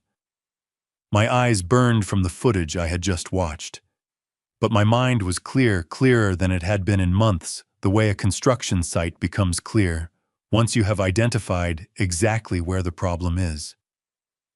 Tell me, I said. To a trap, Michael said. A very simple one. He leaned back in his chair and folded his hands over the legal pad, the way he does when he has thought something through completely and is ready to present it. Olivia Carter's entire strategy depends on one assumption, that Hayes family assets are still worth pursuing. The moment that assumption becomes false, her incentive to stay disappears. He looked at me carefully. So we make it false. Temporarily and controllably. You want to spread a rumor, I said. I want to conduct a targeted information release through a channel Olivia will find credible. He was precise about the language the way he always was. I have a contact, a commercial real estate broker here in Charleston, someone who moves in the same professional circles as Olivia and her associates. If this broker were to mention in the course of ordinary business conversation that Robert Hayes had quietly amended his estate plan, removed Daniel as primary beneficiary, and redirected the bulk of the Hayes assets to a charitable foundation, that information would reach Olivia within days. And if it reaches her, I said, slowly working through it the way I work through a structural problem. She has two choices: stay with Daniel and build the life she claims to want with no inheritance at the end of it, or show us exactly who she is. Precisely. Michael's expression did not change, but something in his eyes sharpened. And based on everything we know about Olivia Carter, I do not believe she will choose the first option. I sat with it for a moment. Outside Michael's window, Broad Street was going about its Tuesday afternoon. A church bell somewhere rang the half-hour. "Is it legal?" I asked. "You have every right to tell anyone you choose what your estate plans are or are not," Michael said. "You are not making a false statement to a court or a financial institution. You are simply allowing an inaccurate impression to form in someone's mind through an intermediary. It is not defamation because we are talking about your own private property decisions." He paused.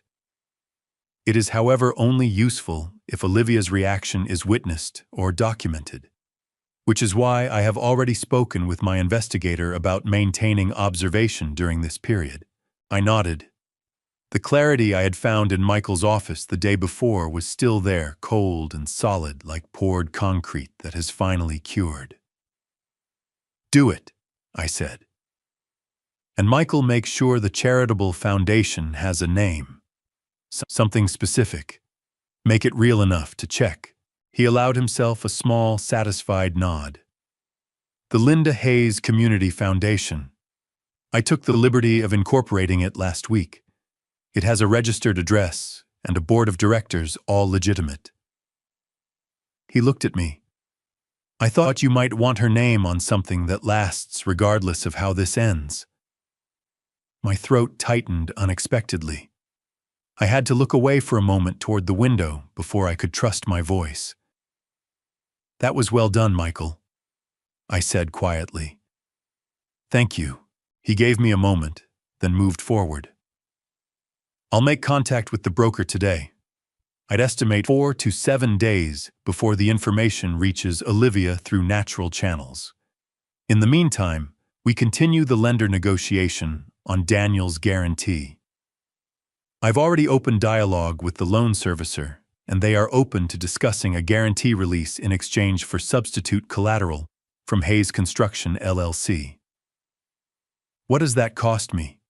A letter of credit from Hayes Construction, approximately $400,000 in collateral, pledged against the loan. It does not require you to pay the loan down, only to backstop it. If the lender agrees, Daniel is off the hook personally." He held my gaze. "The letter of credit comes from the company, not from you personally. Daniel will not see it on any personal financial statement. He won't know I did it. Not unless you tell him." I exhaled slowly. The weight of what I was carrying, the footage, the Savannah file, the guarantee, the waiting pressed down on my shoulders like load-bearing steel. But underneath it, something else was present too. Something I recognized from 40 years of construction work, the particular feeling of a foundation being laid correctly, one careful layer at a time, in the right sequence, in the right order. I drove home that evening and did what I had been doing every evening since the wedding. I sat in Linda's chair by the window and I thought. I picked up my phone 3 times to call Daniel and set it back down 3 times. What would I even say? What version of the truth was he ready to hear? Not yet. The answer was always not yet. Not until Olivia's mask came off completely. Not until Daniel saw it himself, with his own eyes and his own ears.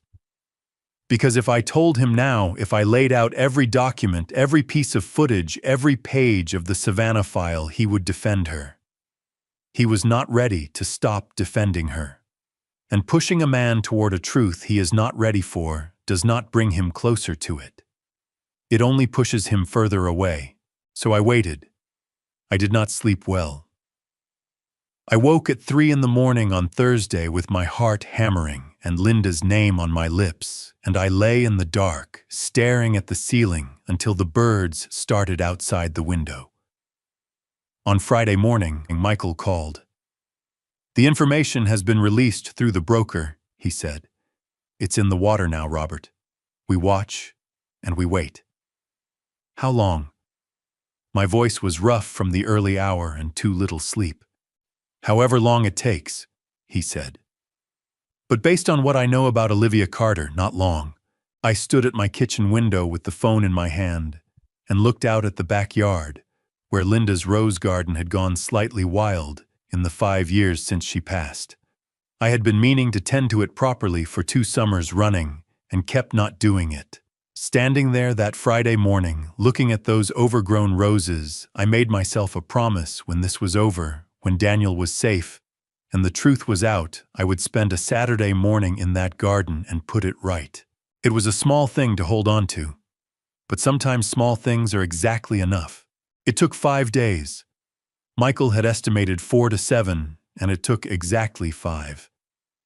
I had spent those days doing what I always do when I am waiting on something I cannot control. I worked.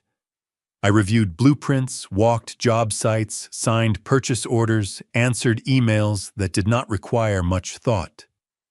My hands stayed busy so my mind would not consume itself entirely. The call came on a Thursday morning, just after 8 o'clock. I was standing at the kitchen counter with my first cup of coffee when my phone buzzed on the counter. Daniel's name on the screen.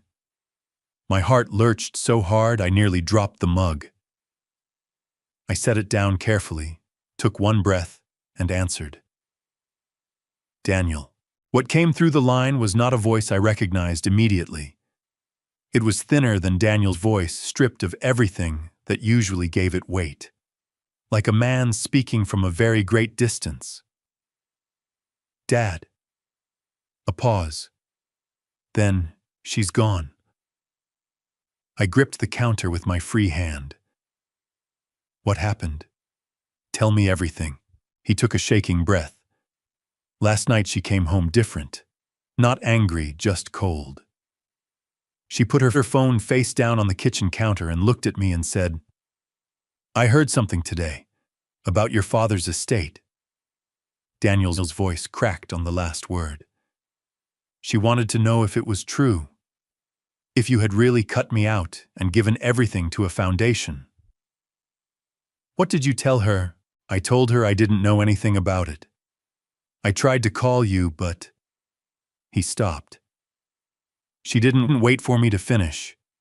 She just said, "So you have no idea what your inheritance situation actually is?" And I said no. And she looked at me like... His breath hitched. Like I had just told her the coffee was decaf. Like the information was annoying but not surprising. My knuckles were white around the phone. "Go on." She said, "Daniel, I have been very patient with this family's dysfunction for a very long time." His voice went flat as he quoted her like a man repeating something he was still trying to believe he had actually heard. She said that she had invested herself in this relationship. That was the word she used, invested, and that she expected a return on that investment. And that if the Hayes money was gone, then there was nothing left to invest in. Something cold moved through my chest, slow and heavy as floodwater. I asked her what she meant. Daniel continued, his voice beginning to tremble. I told her that I still had my job, that we could build something together, that it didn't have to be about money. And she laughed, "Dad." A sound came through the line, not quite a word, not quite a sob, somewhere between the two. She actually laughed. And then she said, he stopped. Tell me, son. She said, you are so naive it's almost sweet. You think I spent a year of my life on you because of your personality. You're broke. You're ordinary. And without your father's money, you are absolutely useless to me. The words landed like something physical. I pressed my back against the kitchen counter and closed my eyes for 1 second, just one, then opened them again. Daniel, I asked her. His voice broke completely now, fracturing into something raw and young and devastated. I looked her in the face and I asked her, did you ever love me even once? And she picked up her bag. She already had a bag packed. Dad, she had it sitting by the bedroom door. She had packed it before we even had this conversation. And she said, love you, Daniel. This was never about love. This was always about what you were worth. And right now, you are not worth anything. The sound that came through the line after that was not crying. It was something deeper than crying, the sound of a man whose entire understanding of the past year had just collapsed beneath him all at once. My own eyes burned. I pressed the back of my wrist against them hard, refusing to fall apart on this phone call, refusing to be anything less than steady for my son right now. Where are you? My voice came out low and even. I was grateful for that. I'm still on the floor. A ragged exhale. Kitchen floor. I sat down when she left and I can't. Stay there, I said. I was already moving, reaching for my keys on the hook by the door. Don't move, I'm coming. You don't have to. Daniel. I stopped him firm and clear. I'm your father. I'm coming. I drove across town with both hands on the wheel, and my jaw clenched so tight my teeth ached. The morning traffic on Rutledge Avenue moved in its ordinary rhythms, school buses, delivery trucks, joggers on the sidewalk. All of it indifferent to the fact that my son was sitting alone on the floor of his kitchen, in the wreckage of a year he would spend a long time trying to understand. I was right about Olivia Carter from the very beginning. And being right had never in my 72 years felt so much like losing. The door was unlocked. I pushed it open slowly, the way you move when you are entering a space where someone is hurting, and you do not want the first thing they experience to be a noise that startles them. The apartment on East Bay Street was bright with morning light, the June sun coming in off the harbor, through the tall, east-facing windows, filling the room with the kind of clean, indifferent brightness that has no business being present when someone's life has just come apart. Daniel was exactly where he said he would be. He was sitting on the kitchen floor with his back against the lower cabinet, his legs out in front of him, still wearing the clothes he had slept in. His hair was uncombed. There were dark circles under his eyes that told me he had not slept at all. He looked like a man who had taken a fall from a great height and was still deciding whether anything was broken. When he heard me come in, he raised his eyes. Something moved across his face, relief and shame arriving at exactly the same time, fighting each other for space. You didn't have to drive over, he said. His voice was wrecked, scraped raw at every edge. I know I didn't have to. I crossed the kitchen and lowered myself to the floor beside him, not in a chair, not standing in the doorway, looking down at him. Down on the floor, my back against the cabinet next to his, the way I used to sit with him on the floor of his bedroom when he was small, and something had frightened him in the night. My knees protested the movement, and I ignored them entirely. How long have you been sitting here? Since she left. He looked at his hands in his lap. That was around 9 last night. That's a long time to sit on a floor. Yeah. A sound came out of him that was almost a laugh, and entirely wasn't. It is. We sat there for a moment side by side on the kitchen tiles. Outside, a boat horn sounded somewhere on the harbor. The refrigerator hummed its low, constant note. Dad. His voice dropped to something barely above a whisper. I yelled at you. At my own wedding. In front of everyone. Yes, I said. You did. I called you selfish. His jaw worked. In front of 200 people. I told you to get out. His voice broke on the last two words, splitting apart like green wood.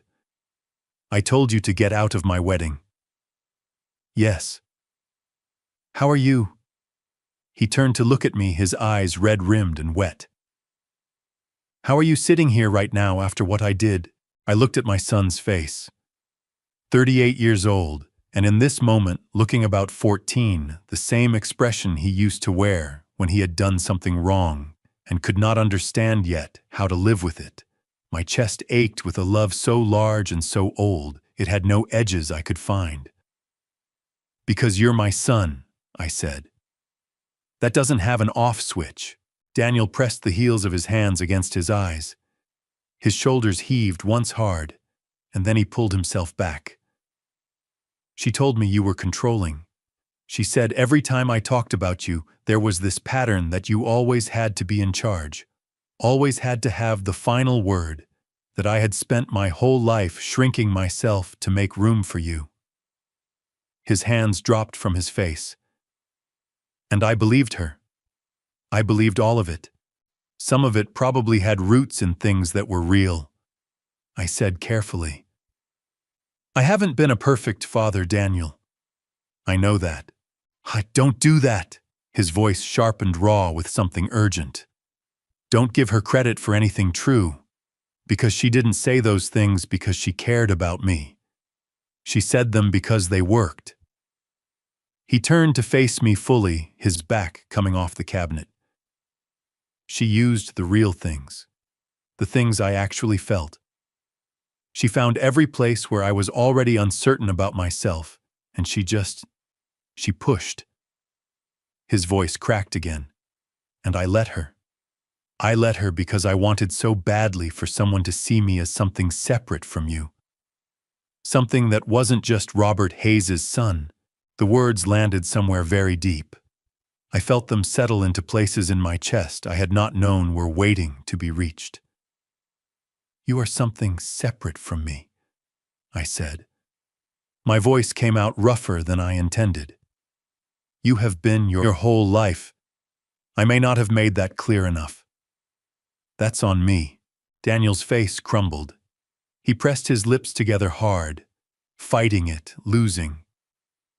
I saw the signs, Dad. His voice dropped to almost nothing. I saw them.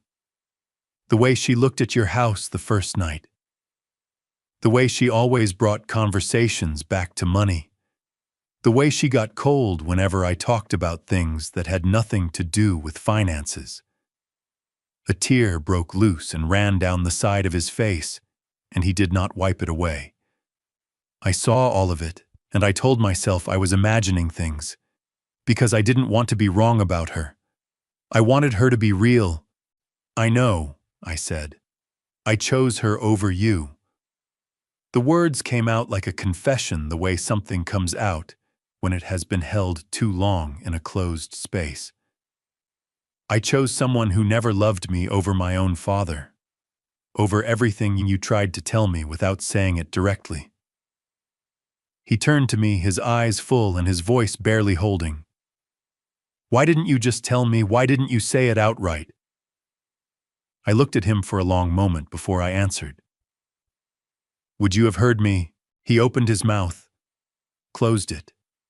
The answer moved across his face slowly, honestly, the way the truth does when a person is no longer trying to avoid it. No, he said finally. I wouldn't have. He put his face in his hands then. His shoulders shook, and this time he did not try to stop it. He cried the way a person cries when they are finally safe enough to not prettily, not quietly, but fully and without apology, the grief and the shame and the relief all coming at once. I put my arm around my son's shoulders and held him. I did not say it was all right. It was not all right yet. But he was here, and he was real, and after months of reaching for a version of him that Olivia had steadily replaced with a stranger, this broken, honest, floor-sitting man beside me was my son. And I was not letting go. Daniel was waiting outside when I pulled up the next morning. He was standing on the sidewalk in front of his building on East Bay Street, hands in his jacket pockets looking out at the harbor with the particular stillness of a man who has not slept, but has made a decision about something.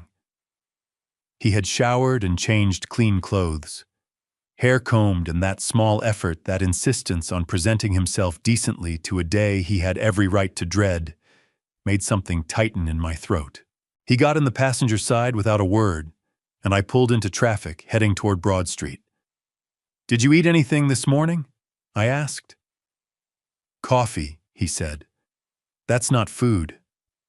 "I know." A pause. "Maybe after." We drove the rest of the way without speaking, and it was the first comfortable quiet we had shared in nearly a year.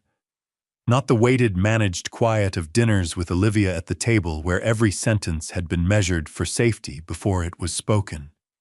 Just two people in a car on a familiar route, not needing to fill the air with anything. Michael was at his desk when we arrived in full attorney mode. Heavy framed glasses, 3 folders open, his reading light on, despite the morning sun coming through the windows. He stood when we entered and extended his hand to Daniel. It was the first time the two of them had been in the same room. "Daniel."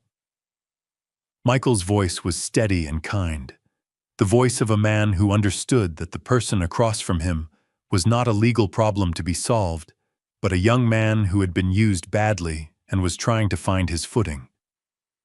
"I'm glad you came." Daniel shook his hand. "My father says you've been working on this for months." "Since April," Michael confirmed. "Sit down. There's a lot to go through, and I want to make sure you understand all of it." He opened the first folder and walked Daniel through everything: the personal guarantee, the nature of Hartwell Commercial Plaza LLC, the mechanics of how Daniel had been positioned as the sole liable party for a loan on a project that did not exist. He explained it plainly, without jargon, the way a good attorney explains things to someone who needs to understand rather than be impressed. Daniel listened with his forearms on the desk and his jaw tight, asking 2 or 3 precise questions that told me his engineering mind was working even when the rest of him was in pieces. When Michael finished the first folder, Daniel sat back. His face had gone the color of old concrete. "How much exposure did I have?" "Dr. C. At full enforcement, $1.2 million personally. Your savings, your personal real estate holdings, your future earnings, up to the statutory limit." Michael said it plainly because Daniel deserved plainness. "You would have faced personal bankruptcy, and depending on how the fraud case developed, potentially criminal exposure as an associated party, though I believe we could have successfully argued you were a victim rather than a participant." Daniel pressed his fingers against his mouth. His hand was trembling. "When did you find this?" "My investigator identified the guarantee in early May," Michael said. "Your father authorized immediate action." Daniel turned to look at me. Something moved through his eyes, a question forming that he was almost afraid to ask. "What kind of action?" Michael reached for the second folder, the thicker one, the one he had centered on the desk, and set it in front of Daniel without a word. Daniel opened it. The first page was a letter of credit agreement between Hayes Construction LLC and the loan servicer for Hartwell Commercial Plaza. The second page was the guarantee release, a formal legal document confirming that Daniel Hayes had been removed from the personal guarantee and replaced by Hayes Construction LLC as the backing entity. The third page was the payment confirmation, a letter of credit in the amount of $400,000 effective as collateral, signed and countersigned. The date on the payment confirmation was June 11th. 3 days before the wedding. I watched my son's face as he read the date. I watched him read it again. I watched him turn to the next page, then back to the date as though he was checking whether the number had changed. June 11th, he said. His voice had gone to almost nothing. Yes, Michael said. That's... Daniel stopped. His throat moved. That's 3 days before the wedding. Before I... He could not finish the sentence. He pressed his lips together so hard they went white. His shoulders began to shake. Daniel. I started. You did this. His voice fractured completely, the words coming out in pieces. You paid this. You got me out of this. Before the wedding. Before I stood up in front of everyone and told you to, he stopped. A sound tore out of him, raw and broken, and 3 months too late. He pressed both hands over his face, and then he was crying the way he had cried on the kitchen floor the night before, except this time it was different. This time it was not just grief. It was the specific, devastating weight of understanding what someone did for you while you were too blind to deserve it. I reached over and put my hand on his shoulder. I kept it there. Michael quietly gathered his folds, stood and slipped out of the office, pulling the door closed behind him with the practiced discretion of a man who understood exactly when a room needed to have fewer people in it. Daniel cried for a long time. I did not try to stop him or hurry him along. I sat beside him with my hand on his shoulder and let him find his way through it at whatever speed his heart required. When he finally raised his head, his eyes were swollen and his breathing was still uneven, but something in his face had settled, the way a wound looks after the worst of it has been cleaned and dressed. Why didn't you tell me? He asked. When you found out about the guarantee. Why didn't you come to me directly? I had thought about how to answer that question since the moment Michael first showed me the document in May. Because you weren't ready to hear it, I said. And because the moment I told you, Olivia would have known I knew. She would have moved the money and disappeared before we had anything solid enough to stop her. I met his eyes. The only way to protect you was to protect you without you knowing. Daniel looked at me for a long moment. His jaw worked. That must have been incredibly hard, I said simply. It was. He nodded slowly, and then he did something he had not done since he was perhaps 12 years old. He leaned over and put his head on my shoulder. He did not say anything. He just leaned there and I put my arm around him and we sat like that in Michael's empty office in the June morning light, while the harbor moved outside the window and the city went about its business entirely unaware that something broken had just very quietly begun to mend. Healing, I have learned, does not arrive the way a storm does. It does not come with thunder and a clear before and after. It comes the way a good foundation cures slowly from the inside out, layer by layer. And you do not know it has set properly until you put weight on it and find that it holds. The weeks after Michael's office were like that. Imperfect, unglamorous, necessary. Daniel came back to Hayes Construction on a Monday morning in early July, 3 weeks after the wedding. He appeared at my office door at 7:55, 5 minutes before the workday officially began, in his work clothes and steel-toed boots, and with the expression of a man who understood he was starting something over and was not going to pretend otherwise. I'd like to come back, he said from the doorway, if that's still possible. I looked up from the project schedule on my desk. Your desk hasn't moved. His shoulders came down about an inch. Thank you. Shut the door on your way to your office, I said. And Daniel, you're an engineer here. You do your job and you do it well. That's the only thing anyone needs to concern themselves with. I held his gaze. Understood. Understood. He nodded, and something in his face steadied. He turned and walked down the hall, and I listened to the familiar sound of his office door opening his chair, rolling back his computer, starting up sounds I had heard 1,000 times and missed more than I had admitted to myself. The first few weeks were careful. My crew treated Daniel with a respectful neutrality that I appreciated more than I could have said. No pointed questions, no sidelong glances, no performed normalcy that would have been worse than acknowledging the obvious. They simply let him work, and he worked hard, arriving early and staying late and throwing himself into the Morrison Street project with a focus that told me he was using the work the same way I always had, as something solid to hold on to when the ground was unsteady. Michael called in mid-July to report that the divorce proceedings were moving forward. Under South Carolina law, he explained, Daniel and Olivia could pursue a fault-based divorce, given the documented evidence of fraud and financial abuse, which would move significantly faster than the standard 1-year separation requirement for a no-fault divorce. The fraudulent inducement case against OC Ventures LLC was also proceeding. He did not expect Olivia to contest either matter. She had, in Michael's words, the profile of someone who cuts losses and moves on, rather than exposing herself to further scrutiny. I relayed all of this to Daniel in my office one afternoon plainly and without editorializing.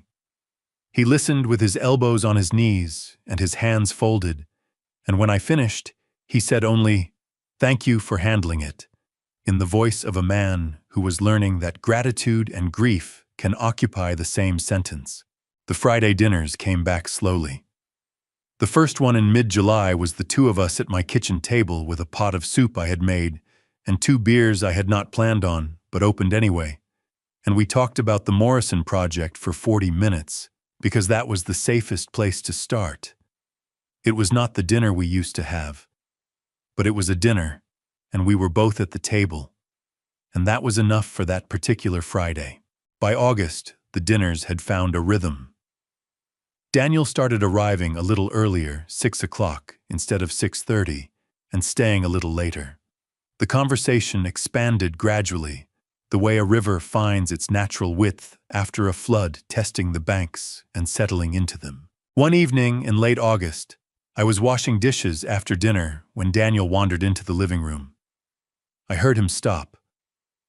Then I heard the particular sound of the piano bench being lifted, the faint creak of the hinge that I had been meaning to oil for 2 years. I came to the doorway and leaned against the frame. Daniel was sitting on the bench in front of Linda's Steinway, not playing, just running one hand lightly along the keys without pressing them. "She used to play on Sunday mornings," he said without looking up. I just remembered that. "Every Sunday," I said, "from about 9 o'clock until the coffee was ready. Always the same 3 pieces in the same order, so I used to sit under the bench." He pressed one key softly, middle C, just that one note, just to hear it. "When I was little, she'd play and I'd sit under there like it was a fort and fall asleep listening." "You did," I confirmed. "More times than I can count." My voice came out rougher than I intended, and I let it. "She used to say it was the best sound in the house, a child sleeping under the piano while the music played." Daniel's hand stilled on the keys. He did not turn around, but I could see his jaw working the effort of holding something steady. "I missed her every single day this year," he said quietly. "And I spent most of it doing things she would have been ashamed of me for." "She would have been ashamed of the choices," I said. "Not of you. There's a difference." She always knew the difference. He turned to look at me then. His eyes were wet, but he was almost smiling. Not the managed social smile I had seen at too many dinners with Olivia, but the real one, the slightly lopsided one that had not changed since he was 7 years old. "You sound so sure of that." "I am," I said, "because I knew her for 38 years, and she loved you with a stubbornness that put mine to shame." He laughed at that. A real laugh surprised out of him, brief, but entirely genuine. It filled the living room the way the piano used to on Sunday mornings, and for the first time since June, the house on Trad Street sounded like itself again. We stayed in the living room for another hour after that, talking about Linda, about the Sunday piano sessions, about the way she used to burn toast every single morning without ever learning from it, about the garden she had put in the backyard that had gone overgrown since she passed. Daniel said he wanted to help me put it right before fall. I said I would like that. Later, after he had gone, I stood at the front window, watching his taillights disappear, and felt something I had not felt in a very long time. Not happiness exactly, but something adjacent to it. The quiet satisfaction of a thing being repaired correctly with the right materials at the right pace. Not perfect, not finished, but solid. And getting more solid every week. September came to Charleston the way it always does, reluctantly. The heat clinging on past its welcome, the harbor still warm enough to swim in the evenings, just beginning to soften at their edges.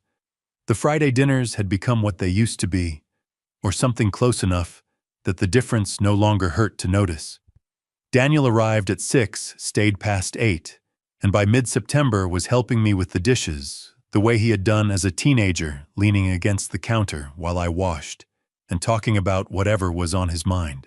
That particular Friday, he had been quieter than usual through dinner. Not withdrawn, just thoughtful, the way a man gets when something is working its way to the surface, and he is deciding whether to let it out. We were sitting in the living room afterward, 2 cups of coffee on the table between us, when he set his cup down and looked at me with an expression I had not seen on his face since he was very young, direct, and a little uncertain, like a boy asking a question he already knows will have a hard answer. "Dad," he said, "did you ever doubt yourself through all of it, the wedding, the waiting, everything with Michael? Did you ever think you might be wrong about her?" I set my own cup down carefully. The living room was quiet around us. The grandfather clock ticking in the hallway. The harbor making its low sound somewhere beyond the darkened windows. "Every single day," I said. Every morning I woke up and lay there in the dark, wondering if I had read everything wrong. If Olivia was just a woman I had decided to distrust because I was afraid of losing you and not because she actually deserved it. I met his eyes. The doubt was always there. It never fully went away. Daniel's brow furrowed. "Then what kept you going?" "Your mother," I said. He went very still. "Mom, she asked me to keep something for you," I said. "She asked me to hold on to it until I knew the moment was right. I've been carrying it for 5 years. I stood up from the armchair. "Wait here." I walked down the hall to my study, the small room off the back of the house, where I kept the business files and the things that mattered too much to leave anywhere else. I opened the bottom drawer of the oak desk Linda and I had bought together at an estate sale in Beaufort 20 years ago. Underneath a folder of property documents and a rolled set of architectural drawings from the first building Hayes Construction ever put up, there was a plain white envelope. The paper had gone slightly ivory with age. Linda's handwriting was on the front, her precise, unhurried cursive, the letters she had spent years perfecting, because she believed handwriting said something about a person's character. She had written 2 lines for Robert to be given to Daniel when the time is right. My fingers tightened on the envelope. 5 years I had carried this. 5 years of dinners and holidays and Sunday phone calls, waiting for the moment Linda had known would come, without ever telling me what form it would take. My eyes burned hot and sudden, and I stood in the study doorway for a moment and breathed until they cleared. Then I walked back to the living room and held the envelope out to my son. Daniel looked at the handwriting. The color drained from his face so quickly, I thought for a moment he might not be able to take it. "She wrote this." His voice had gone to barely above a whisper. 2 weeks before she passed, I said. "She made me promise to wait." His hand shook as he reached for it. He held it for a long moment without opening it, just holding it. His thumb moving slowly across his mother's handwriting. The way you touch something you are afraid will disappear if you press too hard. Then he broke the seal and unfolded the single page inside. I did not read over his shoulder. I sat back down in my chair across from him and watched his face instead. The way I used to watch him open birthday cards when he was small. The particular quality of attention a child gives to something they know came from someone who loves them. He read slowly. I watched his expression move through things I could name and things I could not recognition. Grief, a dawning understanding that made his jaw tighten and his eyes go very bright. His lips pressed together. His breathing changed.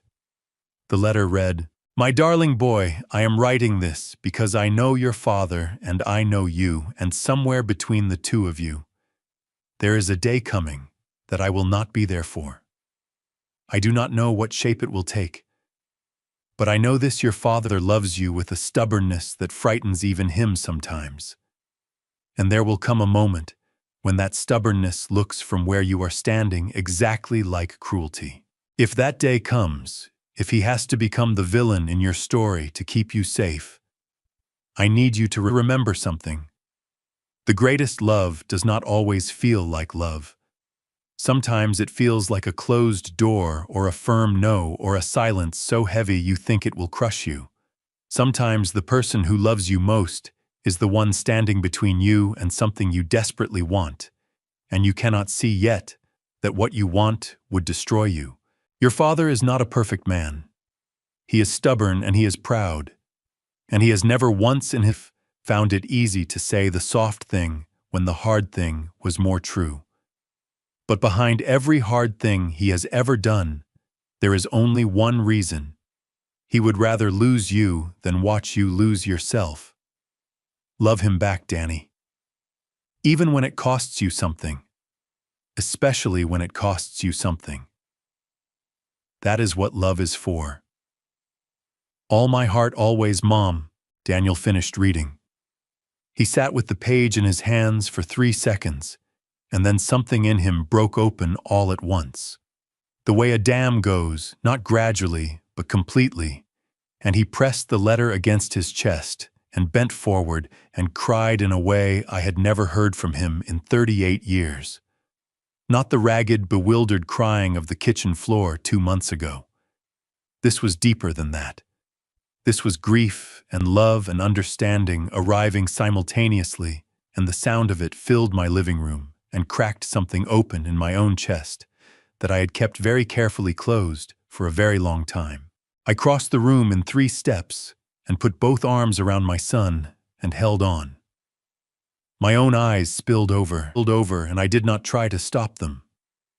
We stayed like that, 2 men who had nearly lost each other, held together by a letter from a woman who had loved us both well enough to see this day coming from 5 years away. When Daniel finally lifted his head, his face was wrecked and open, and more honest than I had seen it in years. He looked at the letter still pressed against his chest, and then up at me. She knew, he said, his voice wrecked and wondering. She knew this was going to happen. She knew us, I said. That was enough. He folded the letter with hands that were still unsteady and held it carefully, like something he understood he would keep for the rest of his life. Then he looked at me and asked a question I had not anticipated, one that told me more clearly than anything else he could have said that my son had genuinely, completely found his way back. Dad, he said, can I take her somewhere? Her letter, is it all right if I keep it with me for a while? My throat closed entirely. I managed one word. Yes.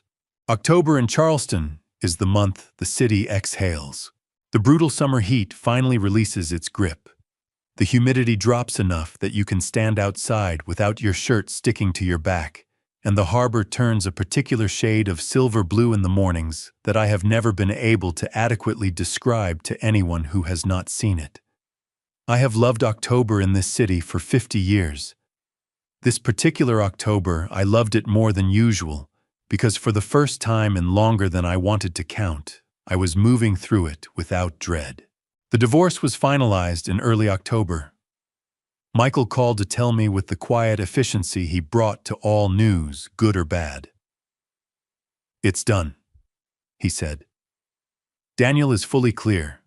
The fraudulent inducement claim against OC Ventures LLC is proceeding. I expect a settlement before the end of the year. Olivia Carter has retained counsel but shown no appetite for a courtroom." He paused. "I don't anticipate she will." "Thank you, Michael," I said. "For all of it. 40 years ago, you gave me my first real client," he said simply. "We're nowhere near even."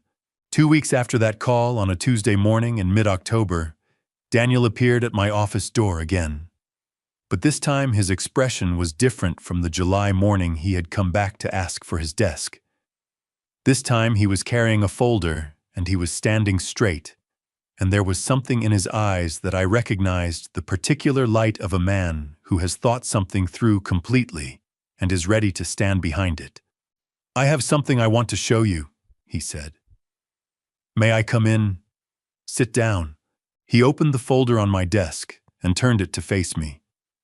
It was a project proposal handwritten in Daniel's own precise engineer's script on graph paper, with hand-drawn site sketches in the margins and a careful timeline along the bottom of the third page.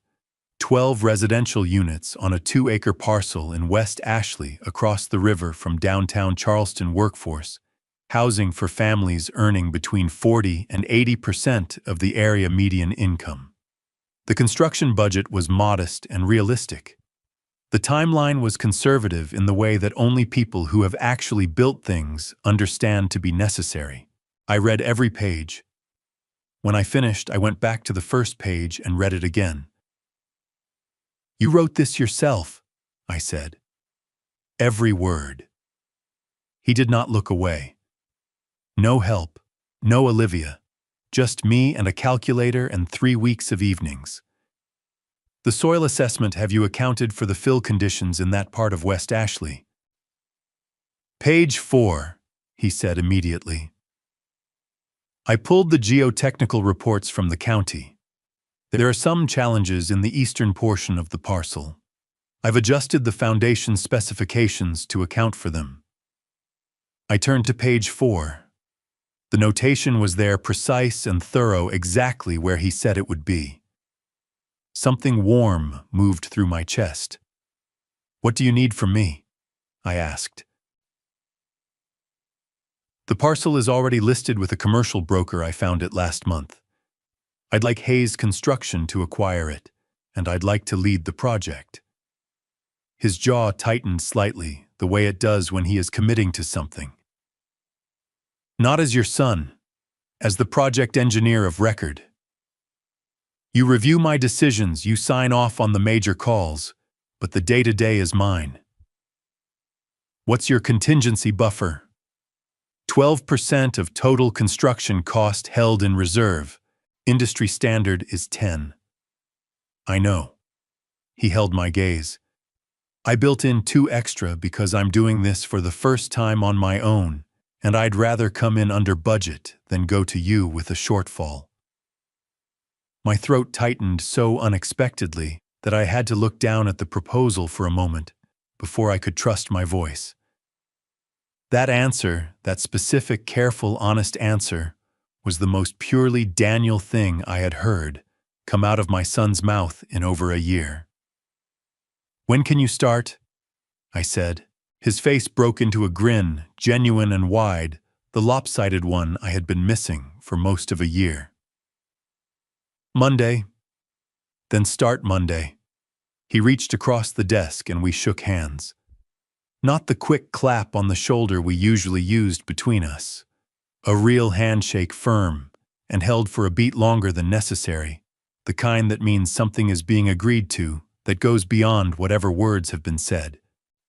3 weeks later, on a Thursday morning in early November, I drove out to the West Ashley site before the crew arrived. The foundation work had begun the week before, and the framing was scheduled to start within the month.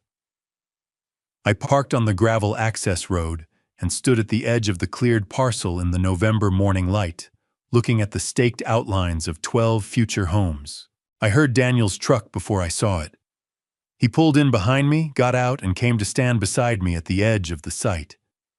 He had a coffee thermos in one hand and a rolled set of drawings under his arm, and he was already looking at the foundation stakes with the focused, proprietary attention of a man who has put his name on something and means to see it through. "You're early," he said, surprised to find me there. "Habit," I said. He smiled and looked back at the site. 12 families, he said quietly. "That's what this is. 12 families who need a decent place to live, and we're going to build it." I looked at my son's profile in the November light, the set of his jaw, the steadiness in his eyes, the way he held the drawings under his arm with a casual certainty that had not been there a year ago. He looked like a man who knew what he was doing and why he was doing it. I thought about Linda. I thought about the morning she had told me she was expecting 39 years ago in the kitchen of the apartment we could barely afford, and how I had stood there with my coffee going cold in my hand and felt the ground shift completely under my feet. I had been 29 years old and suddenly understood that everything I built from that moment forward would not be about me. Nothing I had built since that morning had been about me. Not one brick of it. "Same time next week?" Daniel asked, still looking at the site. "Same time next week," I said. We stood there together in the November morning while the harbor caught the early sun somewhere behind us and the city began its day. There was nothing more that needed to be said. There was nothing that words would have added to what was already present between us: the years, the damage, the repair, and the 12 staked outlines of homes that did not exist yet, but would. Some things you build with steel and concrete and 40 years of knowing how. Some things you build with patience and pain and the willingness to stand in your son's story as the villain long enough to keep him from destroying his own future. I had built both kinds of things in my life. I knew which one was harder. I knew which one mattered more. I am Robert Hayes. I am 72 years old. I have built things in this city that will stand long after I am gone. But the best thing I ever built, the one I will carry with me into whatever comes next, is standing right here beside me, holding a set of drawings and a cup of coffee, looking out at the ground where 12 families will someday come home. That is enough. That has always been enough. I have spent most of my life building things meant to last. But nothing I ever built with steel and concrete taught me what this past year did. I waited too long to speak. I was too careful, too patient, too afraid of losing my son to say plainly what I saw. Don't make that mistake. If someone you love is being pulled away from you by someone who does not love them back, say something. Say it early. Say it even when they throw it back in your face. The cost of speaking too late is higher than the cost of not being heard. I also want to be honest about something else. There was a night sitting alone in a dark house, not knowing if my son would ever come back, when I had nothing left to hold on to except prayer. I asked God for the strength to keep standing, not for my sake, but for Daniel's. And I believe with everything in me that He answered. Family justice does not always look like winning. Sometimes family justice is a father sitting on a kitchen floor beside his broken son, saying nothing except "I'm here." Sometimes family justice begins not with a courtroom, but with a promise kept in the dark when no one is watching. This is what revenge dad really means to me, not anger, not triumph.